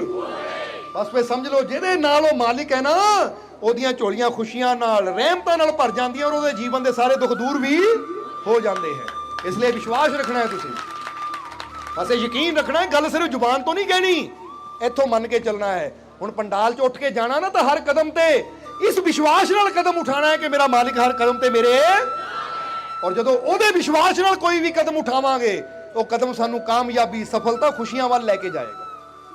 ਸਮਝਦੇ ਹੋ ਕਿ ਨਹੀਂ? ਕਿਉਂਕਿ ਜਦੋਂ ਉਹ ਨਾਲ ਹੋਵੇ ਤਾਂ ਰਸਤੇ 'ਚ ਜੇ ਪਰੇਸ਼ਾਨੀਆਂ, ਰੁਕਾਵਟਾਂ ਹੁੰਦੀਆਂ ਵੀ ਹੈ ਤਾਂ ਉਹ ਵੀ ਦੂਰ ਹੋ ਜਾਂਦੀਆਂ ਹੈ। ਇੱਕ ਸੱਚੀ ਘਟਨਾ ਯਾਦ ਆ ਗਈ, ਦੱਸ ਦਈਏ। ਇਸ ਦਰਬਾਰ ਨਾਲ ਜੁੜਿਆ ਇੱਕ ਡਰਾਈਵਰ ਸੀ, ਜੋ ਰੋਡਵੇਜ਼ ਦਾ ਡਰਾਈਵਰ ਸੀ। ਉਹਦਾ ਨਾਮ ਗੁਰਬੇਲ ਸਿੰਘ ਸੀ, ਹੁਸ਼ਿਆਰਪੁਰ ਦਾ। ਇੱਥੇ ਕਾਫੀ ਸੇਵਾਦਾਰ ਬੈਠੇ ਜਿਹੜੇ ਉਹਨੂੰ ਜਾਣਦੇ ਆ। ਚਲੋ ਹੁਣ ਤਾਂ ਉਹ ਰੱਬ ਦੇ ਘਰ ਚਲਾ ਗਿਆ। ਤੇ ਇੱਕ ਨਾਲ ਬਸ਼ੀਰ ਹੁੰਦਾ ਸੀ ਕੰਡਕਟਰ, ਯਾਨੀ ਇਹ ਦੋਨਾਂ ਦੀ ਜੋੜੀ ਹੁੰਦੀ ਸੀ, ਗੁਰਮੇਲ ਔਰ ਬਸ਼ੀਰ ਦੀ। ਦੋਨੇ ਹੁਸ਼ਿਆਰਪੁਰ ਦੇ ਸੀ ਔਰ ਮਾਲਕਾਂ ਦੇ ਚਰਨਾਂ ਨਾਲ ਜੁੜਦੇ, ਯਾਨੀ ਬੜੇ ਮਾਲਕਾਂ ਦੇ ਨਾਲ ਜੁੜੇ ਹੋਏ ਸੀ, ਯਾਨੀ ਉਹ ਸਮੇਂ ਤੋਂ ਜੁੜੇ ਸੀ ਦਰਬਾਰ ਨਾਲ। ਤਾਂ ਹੁਣ ਦੱਸਿਆ ਜਾਂਦਾ ਹੈ ਕਿ ਗੁਰਮੇਲ ਨੇ ਜਦ ਵੀ ਕੋਈ ਬੱਸ ਫੜਨੀ ਨਾ, ਪੰਜਾਬ ਰੋਡਵੇਜ਼ ਦੀ ਬੱਸ, ਇਹ ਉਸ ਸਮੇਂ ਦੀ ਗੱਲ ਹੈ, ਸਨ 1990-95 ਦੀ, ਕਿਉਂਕਿ ਬੱਸਾਂ ਦੀ ਹਾਲਤ ਵੀ ਉਦੋਂ ਬੜੀ ਖਸਤਾ ਜੀ ਹੁੰਦੀ ਸੀ, ਰੱਬ ਦੇ ਆਸਰੇ ਚੱਲਦੀਆਂ ਸੀ। ਚੱਲ ਰਾਣੀ ਤੇਰਾ ਰੱਬ ਰਾਖਾ, ਹੋ ਜਾਂਦਾ ਕਿ ਨਹੀਂ? ਇਸ ਲਈ ਹੁਣ ਗੁਰਮੇਲ ਦੱਸਦਾ ਸੀ ਕਿ ਜਦ ਵੀ ਕੋਈ ਇਦਾਂ ਦੀ ਬੱਸ ਹੋਣੀ ਨਾ ਜਿਹਦੇ ਵਿੱਚ ਚਾਂਸ ਹੁੰਦੇ ਸੀ ਕਿ ਨਾ 10 ਕਿਲੋਮੀਟਰ ਤੇ ਜਾ ਕੇ ਖਰਾਬ ਹੋ ਜਾਣੀ, ਜਾਂ ਇਹਦੇ ਚਾਂਸ ਨਹੀਂ ਹੈ ਕਿ ਹੁਸ਼ਿਆਰਪੁਰੋਂ ਜਲੰਧਰ ਵੀ ਪਹੁੰਚੇ, ਕਹਿੰਦੇ ਉਹ ਬੱਸ ਉਹਨਾਂ ਨੇ ਮੈਨੂੰ ਦੇਣੀ, ਬੱਸ ਮੈਨੂੰ ਦੇਣੀ ਕਿ ਭਾਈ ਉਹ ਗੁਰਮੇਲ ਨੂੰ ਇਹ ਦਿਓ, ਕਿਉਂਕਿ ਜਿਹੜੀ ਬੱਸ ਗੁਰਮੇਲ ਲੈ ਕੇ ਜਾਂਦਾ ਕਿਤੇ ਰਸਤੇ 'ਚ ਰੁਕਦੀ ਨਹੀਂ ਹੈ, ਉਹ ਹਮੇਸ਼ਾ ਮੰਜ਼ਿਲ ਤੇ ਪਹੁੰਚਦੀ ਹੈ। जरा समझना, ये सच्ची घटना दस रहे हैं ਤੁਹਾਨੂੰ, नहीं तो ਉਹਦੇ परिवार ਨੂੰ मिल के ਪੁੱਛ ਲਿਓ ਤੁਸੀਂ, क्योंकि सच्चाई ਨੂੰ कोई डर नहीं ਹੁੰਦਾ, ਜਿੱਥੇ ਮਰਜ਼ੀ ਖੜ ਕੇ ਪੁੱਛ ਲਓ। ਹੁਣ ਕਿਹਾ ਜਾਂਦਾ ਹੈ ਕਿ ਉਹਨੂੰ ਜਿਹੜੀ ਵੀ ਬੱਸ ਨਾ ਲੱਗਣੀ, ਉਹ ਅੱਡਾ ਇੰਚਾਰਜ ਨੂੰ, ਕਿ ਭਾਈ ਇਹ ਬੱਸ 'ਚ ਕੋਈ ਪ੍ਰੋਬਲਮ ਆ ਸਕਦੀ ਹੈ ਜਾਂ ਰਸਤੇ 'ਚ ਖਰਾਬ ਹੋ ਸਕਦੀ ਹੈ, ਤਾਂ ਉਹਨਾਂ ਨੇ ਕਹਿਣਾ ਗੁਰਮੇਲ ਨੂੰ ਇਹ ਬੱਸ ਦੇ ਕੇ ਭੇਜ ਦਿਓ। ਤਾਂ ਉਹਨਾਂ ਨੇ ਕਹਿਣਾ ਮਹਾਰਾਜ ਜੇ ਰਸਤੇ 'ਚ ਸਰ ਖਰਾਬ ਹੋ ਗਈ ਫਿਰ? ਉਹ ਨਹੀਂ, ਜਿਹੜੀ ਬੱਸ ਗੁਰਮੇਲ ਲੈ ਕੇ ਜਾਂਦਾ ਕਦੀ ਖਰਾਬ ਨਹੀਂ ਹੁੰਦੀ। ਉਹ ਕਹਿੰਦੇ ਇੱਕ ਵਾਰ ਸਾਰੇ ਨਾ ਇਕੱਠੇ ਹੋਏ, ਬਸ਼ੀਰ ਤਾਂ ਗੁਰਮੇਲ ਦੱਸਦੇ, ਇੱਕ ਵਾਰ ਸਾਰੇ ਇਕੱਠੇ ਹੋਏ ਤਾਂ ਜੋ ਅੱਡਾ ਇੰਚਾਰਜ ਸੀ ਤਾਂ ਉਹਨੇ ਆ ਕੇ ਪੁੱਛ ਲਿਆ ਕਿ ਗੁਰਮੇਲ ਇੱਕ ਰਾਜ ਤਾਂ ਦੱਸ, ਤੂੰ ਜਿਹੜੀ ਬੱਸ ਤੇ ਬਹਿ ਕੇ ਜਿਹੜੀ ਬੱਸ ਨੂੰ ਤੋੜਦਾ ਆ, ਉਹ ਬੱਸ ਰਸਤੇ 'ਚ ਕਦੀ ਖਰਾਬ ਨਹੀਂ ਹੁੰਦੀ, ਇਹਦੇ ਪਿੱਛੇ ਰਾਜ ਕੀ ਹੈ? ਕੋਈ ਹੋਰ ਡਰਾਈਵਰ ਲੈ ਜਾਵੇ ਤਾਂ ਕਦੀ ਨਸਰਾਲੇ ਜਾ ਕੇ ਬ੍ਰੇਕ ਲੱਗ ਜਾਂਦੀ ਹੈ, ਕਦੀ ਆਦਮਪੁਰ ਵੀ ਨਹੀਂ ਪਹੁੰਚਦੀ ਬੱਸ, ਰਸਤੇ ਹੀ ਖਰਾਬ ਹੋ ਜਾਂਦੀ ਹੈ। ਪਰ ਤੂੰ ਜਿਹੜੀ ਬੱਸ ਲੈ ਕੇ ਜਾਂਦਾ ਖਰਾਬ ਨੂੰ ਵੀ ਲੈ ਜਾਵੇਂ ਤਾਂ ਉਹ ਵੀ ਸਹੀ ਸਲਾਮਤ ਮੰਜ਼ਿਲ ਤੇ ਪਹੁੰਚ ਜਾਂਦੀ ਹੈ, ਰਾਜ ਕੀ ਹੈ? ਤਾਂ ਉਸ ਵੇਲੇ ਗੁਰਮੇਲ ਨੇ ਹੱਥ ਜੋੜ ਕੇ ਕਿਹਾ ਕਿ ਸਰ ਇਹ ਰਾਜ ਕੋਈ ਮੇਰਾ ਨਹੀਂ ਹੈ, ਦਰਅਸਲ ਮੈਂ ਜਦ ਵੀ ਬੱਸ ਦੀ ਸੀਟ ਤੇ ਬਹਿੰਦਾ ਆ ਨਾ ਤਾਂ ਇੱਕ ਪ੍ਰਾਰਥਨਾ ਕਰਕੇ ਬਹਿੰਦਾ ਆ ਆਪਣੇ ਮਾਲਿਕ ਅੱਗੇ, ਕਹਿ ਮਾਲਿਕ ਮੈਂ ਤਾਂ ਸਿਰਫ ਇਹ ਬੱਸ ਦੀ ਸੀਟ ਤੇ ਬੈਠਾ ਹੈ, ਚਲਾਣੀ ਤੂੰ ਹੈ। ਸਮਝਦੇ ਹੋ ਕਿ ਨਹੀਂ? ਕਿਉਂਕਿ ਜਿਹਦਾ ਸੰਤ ਦਾਦੂ ਦਿਆਲ ਨੇ ਕਿਹਾ ਕਰੇ ਕਰਾਵੇ ਸਾਈਆਂ ਜਿਨ ਹੋ ਦਿਆ ਵਜੂਦ, ਦਾਦੂ ਬੰਦਾ बीच है शोभा को मायूद, ਕਿ ਕਰਨ ਕਰਾਉਣ ਵਾਲਾ ਉਹ ਸਾਈਂ ਹੈ, ਬੰਦੇ ਦੀ ਤਾਂ ਸ਼ੋਭਾ ਹੋ ਜਾਂਦੀ, ਉਹ ਬੰਦਾ ਕਰ ਗਿਆ, ਨਹੀਂ ਤਾਂ ਤਾਕਤ ਉਹਦੀ ਅੰਦਰ ਉਹ ਚੱਲਦੀ ਹੈ ਤਾਂ ਫੇਰ ਹੀ ਬੰਦਾ ਕਰਦਾ, ਜੇ ਉਹਦੀ ਤਾਕਤ ਨਾ ਹੋਵੇ ਤਾਂ ਬੰਦੇ ਨੇ ਕੀ ਕਰਨਾ ਹੈ? ਸਮਝਦੇ ਹੋ ਕਿ ਨਹੀਂ? ਤਾਂ ਗੁਰਮੇਲ ਨੇ ਵੀ ਦੱਸਿਆ ਕਿ ਮੈਂ ਜਦ ਵੀ ਬੱਸ ਦੀ ਸੀਟ ਤੇ ਬਹਿੰਦਾ ਆ, ਸਟੀਅਰਿੰਗ ਗੱਡੀ ਸਟਾਰਟ ਕਰਨ ਤੋਂ ਪਹਿਲਾਂ ਮੈਂ ਇੱਕੋ ਹੀ ਬੇਨਤੀ ਕਰਦਾ ਕਿ ਮਾਲਕ ਸਰੀਰ ਜ਼ਰੂਰ ਮੇਰਾ ਬੈਠਾ ਹੈ ਪਰ ਚਲਾਣੀ ਤੁਸੀਂ ਹੈ, ਮੰਜ਼ਿਲ ਤੇ ਸਹੀ ਸਲਾਮਤ ਤੁਸੀਂ ਲੈ ਕੇ ਜਾਣੀ ਹੈ ਔਰ ਸਹੀ ਸਲਾਮਤ ਲਿਆਣਾ ਵੀ ਤੁਸੀਂ ਹੈ, ਕਿਉਂਕਿ ਮੈਂ ਸਭ ਕੁਝ ਤੁਹਾਡੇ ਹਵਾਲੇ ਛੱਡ ਕੇ ਜਾ ਰਿਹਾ। ਔਰ ਜਦੋਂ ਚੀਜ਼ ਰੱਬ ਦੇ ਹਵਾਲੇ ਕਰ ਦਿੱਤੀ ਜਾਵੇ ਤਾਂ ਫਿਰ ਰੱਬ ਵੀ ਕਹਿੰਦਾ ਹੈ ਕਿ ਜਿਹੜੀ ਚੀਜ਼ ਤੂੰ ਮੇਰੇ ਹਵਾਲੇ ਕਰਕੇ ਚੱਲ ਰਿਹਾ ਨਾ ਤਾਂ ਫਿਰ ਰੁਕਣ ਮੈਂ ਵੀ ਨਹੀਂ ਦਿੰਦਾ। ਜਰਾ ਸਮਝਣਾ ਸਾਰਿਆਂ, ਹੁਣ ਜਰਾ ਤੁਸੀਂ ਸੋਚੋ, ਜੇ ਰੱਬ ਦੇ ਹਵਾਲੇ ਇੱਕ ਬੱਸ ਛੱਡ ਕੇ ਬੱਸ ਆਪਣੀ ਮੰਜ਼ਿਲ ਤੇ ਪਹੁੰਚ ਸਕਦੀ ਹੈ ਤਾਂ ਜੇ ਅਸੀਂ ਆਪਣੇ ਪੂਰੇ ਜੀਵਨ ਨੂੰ ਹੀ ਆਪਣੇ ਰੱਬ ਦੇ ਹਵਾਲੇ ਕਰ ਦੇਵਾਂਗੇ, ਵਿਸ਼ਵਾਸ ਰੱਖਾਂਗੇ, ਤਾਂ ਸਾਡਾ ਜੀਵਨ ਆਪਣੀ ਮੰਜ਼ਿਲ ਤੇ ਕਿਉਂ ਨਾ ਪਹੁੰਚੇ? ਸਾਨੂੰ ਖੁਸ਼ੀਆਂ ਕਿਉਂ ਨਹੀਂ ਮਿਲਣਗੀਆਂ? ਮਿਲਣਗੀਆਂ ਕਿ ਨਹੀਂ? ਕਿਉਂਕਿ ਇੱਥੋਂ ਹੀ ਤਾਂ ਪਤਾ ਲੱਗਦਾ ਜਿਹੜਾ ਬੱਸ ਨੂੰ ਮੰਜ਼ਿਲ ਤੇ ਪਹੁੰਚਾ ਸਕਦਾ ਹੈ ਉਹ ਸਾਨੂੰ ਵੀ ਸਾਡੀਆਂ ਖੁਸ਼ੀਆਂ ਦੀਆਂ ਮੰਜ਼ਿਲਾਂ ਤੇ ਜ਼ਰੂਰ ਲਿਜਾ ਸਕਦਾ ਹੈ। ਬਸ ਅੰਦਰ ਪਿਆਰ ਵਿਸ਼ਵਾਸ ਹੋਣਾ ਚਾਹੀਦਾ ਹੈ। ਇਸ ਲਈ ਕੋਈ ਵੀ ਕੰਮ ਕਰੋ ਤੇ ਇਸ ਵਿਸ਼ਵਾਸ ਨਾਲ ਕਿ ਮਾਲਿਕ ਨਜ਼ਰ ਮੈਂ ਆ ਰਿਹਾ ਪਰ ਕਰਨਾ ਤੂੰ ਹੀ ਹੈ, ਇਹ ਹੁਣਾ ਤੇਰੀ ਰਹਿਮਤ ਨਾਲ ਹੈ, ਇਸ ਲਈ ਮੈਨੂੰ ਕਾਮਯਾਬੀ ਦੇਣਾ ਤੇਰੇ ਹੱਥ 'ਚ ਹੈ, ਮੈਨੂੰ ਪੂਰਾ ਯਕੀਨ ਹੈ ਤੂੰ ਮੇਰੇ ਨਾਲ ਹੈ ਤਾਂ ਮੈਨੂੰ ਕਾਮਯਾਬੀ ਵੀ ਜ਼ਰੂਰ ਮਿਲੇਗੀ। ਇਸ ਵਿਸ਼ਵਾਸ ਨਾਲ ਤੁਸੀਂ ਕੰਮ ਕਰੋਗੇ ਤਾਂ ਤੁਸੀਂ ਆਪ ਹੈਰਾਨ ਰਹਿ ਜਾਓਗੇ ਕਿ ਜਿਹੜੇ ਕੰਮ ਪਹਿਲਾਂ ਨਹੀਂ ਹੁੰਦੇ ਸੀ ਉਹ ਕੰਮ ਵੀ ਹੋਣੇ ਸ਼ੁਰੂ ਹੋ ਗਏ। ਤਾਂ ਹੀ ਗੁਰੂ ਕਹਿੰਦੇ ਮਿਹਨਤ ਮੇਰੀ ਤਾਂ ਰਹਿਮਤ, ਜਦੋਂ ਇਨਸਾਨ ਦੀ ਮਿਹਨਤ ਔਰ ਰਹਿਮਤ ਉਹਦੀ ਕੰਮ ਕਰਦੀ ਹੈ ਤਾਂ ਫਿਰ ਨਾਮੁਮਕਿਨ ਵੀ ਮੁਮਕਿਨ ਹੋ ਜਾਂਦਾ ਹੈ। ਇਸ ਲਈ ਵਿਸ਼ਵਾਸ ਰੱਖੋ। ਇਸ ਲਈ ਤਾਂ ਹੀ ਅਸੀਂ ਕਿ ਇੱਥੋਂ ਜਾਣਾ ਆ ਤਾਂ ਹਰ ਕਦਮ ਨਾਲ ਇਹ ਵਿਸ਼ਵਾਸ ਹੋਣਾ ਚਾਹੀਦਾ ਮੈਂ ਇਕੱਲਾ ਨਹੀਂ ਹਾਂ, ਮੇਰਾ ਮਾਲਿਕ ਮੇਰੇ, ਤਾਂ ਫਿਰ ਦੇਖੋ ਝੋਲੀਆਂ ਖੁਸ਼ੀਆਂ ਨਾਲ ਰਹਿਮਤਾਂ ਨਾਲ ਕਿਦਾਂ ਭਰਦੀਆਂ, ਕੋਈ ਕਮੀ ਨਹੀਂ ਆਏਗੀ। ਇਸ ਲਈ ਆਪਣੇ ਅੰਦਰ ਵਿਸ਼ਵਾਸ ਰੱਖੋ, ਯਕੀਨ ਰੱਖੋ ਤਾਂ ਤੁਹਾਡੀ ਇਹ ਜ਼ਿੰਦਗੀ, ਤੁਹਾਡਾ ਇਹ ਜੀਵਨ, ਤੁਹਾਡਾ ਇਹ ਜਨਮ ਸਫਲ ਹੋ ਜਾਏਗਾ। ਕੋਈ ਤੋਟ, ਕੋਈ ਘਾਟ, ਕੋਈ ਕਮੀ ਨਹੀਂ ਰਹੇਗੀ। ਔਰ ਹੁਣ ਇਹਨਾਂ ਵਚਨਾਂ ਦੇ ਨਾਲ ਹੀ ਅਸੀਂ ਅੱਜ ਦੇ ਸਤਸੰਗ ਦੀ ਸਮਾਪਤੀ ਕਰਾਂਗੇ ਔਰ ਅੰਤ ਵਿੱਚ ਇਹੀ ਉਸ ਮਾਲਿਕ ਦੇ ਚਰਨਾਂ 'ਚ ਅਰਦਾਸ ਬੇਨਤੀ ਕਰਾਂਗੇ ਕਿ ਮਾਲਿਕ ਤੁਹਾਨੂੰ ਸਾਰਿਆਂ ਨੂੰ ਨਾਮ ਨਾਲ ਜੁੜਨ ਦੀ ਤਾਕਤ ਦੇਣ, ਤੁਹਾਨੂੰ ਨਾਮ ਜਪਣ ਦੀ ਤਾਕਤ ਦੇਣ, ਸੇਵਾ ਸਿਮਰਨ ਕਰਨ ਦਾ ਮਾਲਿਕ ਬਲ ਬਖਸ਼ਣ ਔਰ ਤੁਹਾਡੀਆਂ ਸਭ ਦੀਆਂ ਤਕਲੀਫਾਂ, ਦੁੱਖਾਂ, ਦਰਦਾਂ, ਪਰੇਸ਼ਾਨੀਆਂ ਨੂੰ ਮਾਲਿਕ ਦੂਰ ਕਰਨ, ਤੁਹਾਡੀਆਂ ਸਭ ਦੀਆਂ ਝੋਲੀਆਂ ਨੂੰ ਮਾਲਿਕ ਖੁਸ਼ੀਆਂ ਨਾਲ ਭਰਪੂਰ ਕਰਨ। ਆਉਣ ਵਾਲਾ ਸਮਾਂ ਤੁਹਾਡੇ ਸਾਰਿਆਂ ਵਾਸਤੇ ਸੁੱਖਾਂ ਭਰਿਆ ਹੋਵੇ, ਸਮਰਿੱਧੀ ਭਰਿਆ ਹੋਵੇ, ਕਾਮਯਾਬੀ, ਸਫਲਤਾ ਭਰਿਆ ਹੋਵੇ। ਤੁਹਾਡੀਆਂ ਸਾਰੀਆਂ ਪੀੜਾਵਾਂ, ਦੁੱਖਾਂ, ਦਰਦਾਂ, ਚਿੰਤਾਵਾਂ ਤੋਂ ਮਾਲਿਕ ਤੁਹਾਨੂੰ ਮੁਕਤੀ ਦੇਣ ਔਰ ਆਪਣੀ ਕਿਰਪਾ, ਦਇਆ, ਮਿਹਰ, ਰਹਿਮਤ, ਬਖਸ਼ਿਸ਼ ਹਮੇਸ਼ਾ ਮਾਲਿਕ ਤੁਹਾਡੇ ਤੇ ਬਣਾਏ ਰੱਖਣ। ਇਹੀ ਸਾਡੀ ਉਸ ਮਾਲਿਕ ਦੇ ਚਰਨਾਂ 'ਚ ਅਰਦਾਸ ਬੇਨਤੀ ਹੈ। ਔਰ ਹੁਣ ਅੰਤ ਵਿੱਚ ਤੁਹਾਡੇ ਸਭ ਦੇ ਅੰਦਰ ਵਸਦੇ ਉਸ ਮਾਲਿਕ ਨੂੰ ਅਸੀਂ ਪ੍ਰਣਾਮ ਕਰਦੇ ਹਾਂ। ਸਾਡਾ ਪ੍ਰਣਾਮ ਸਵੀਕਾਰ ਕਰੋ। ਜੈ ਮਾਲਕਾਂ ਦੀ। ਸੋਹਣਾ ਸੋਹਣਾ ਮੇਰਾ ਮੁਰਸ਼ਿਦ ਸੋਹਣਾ।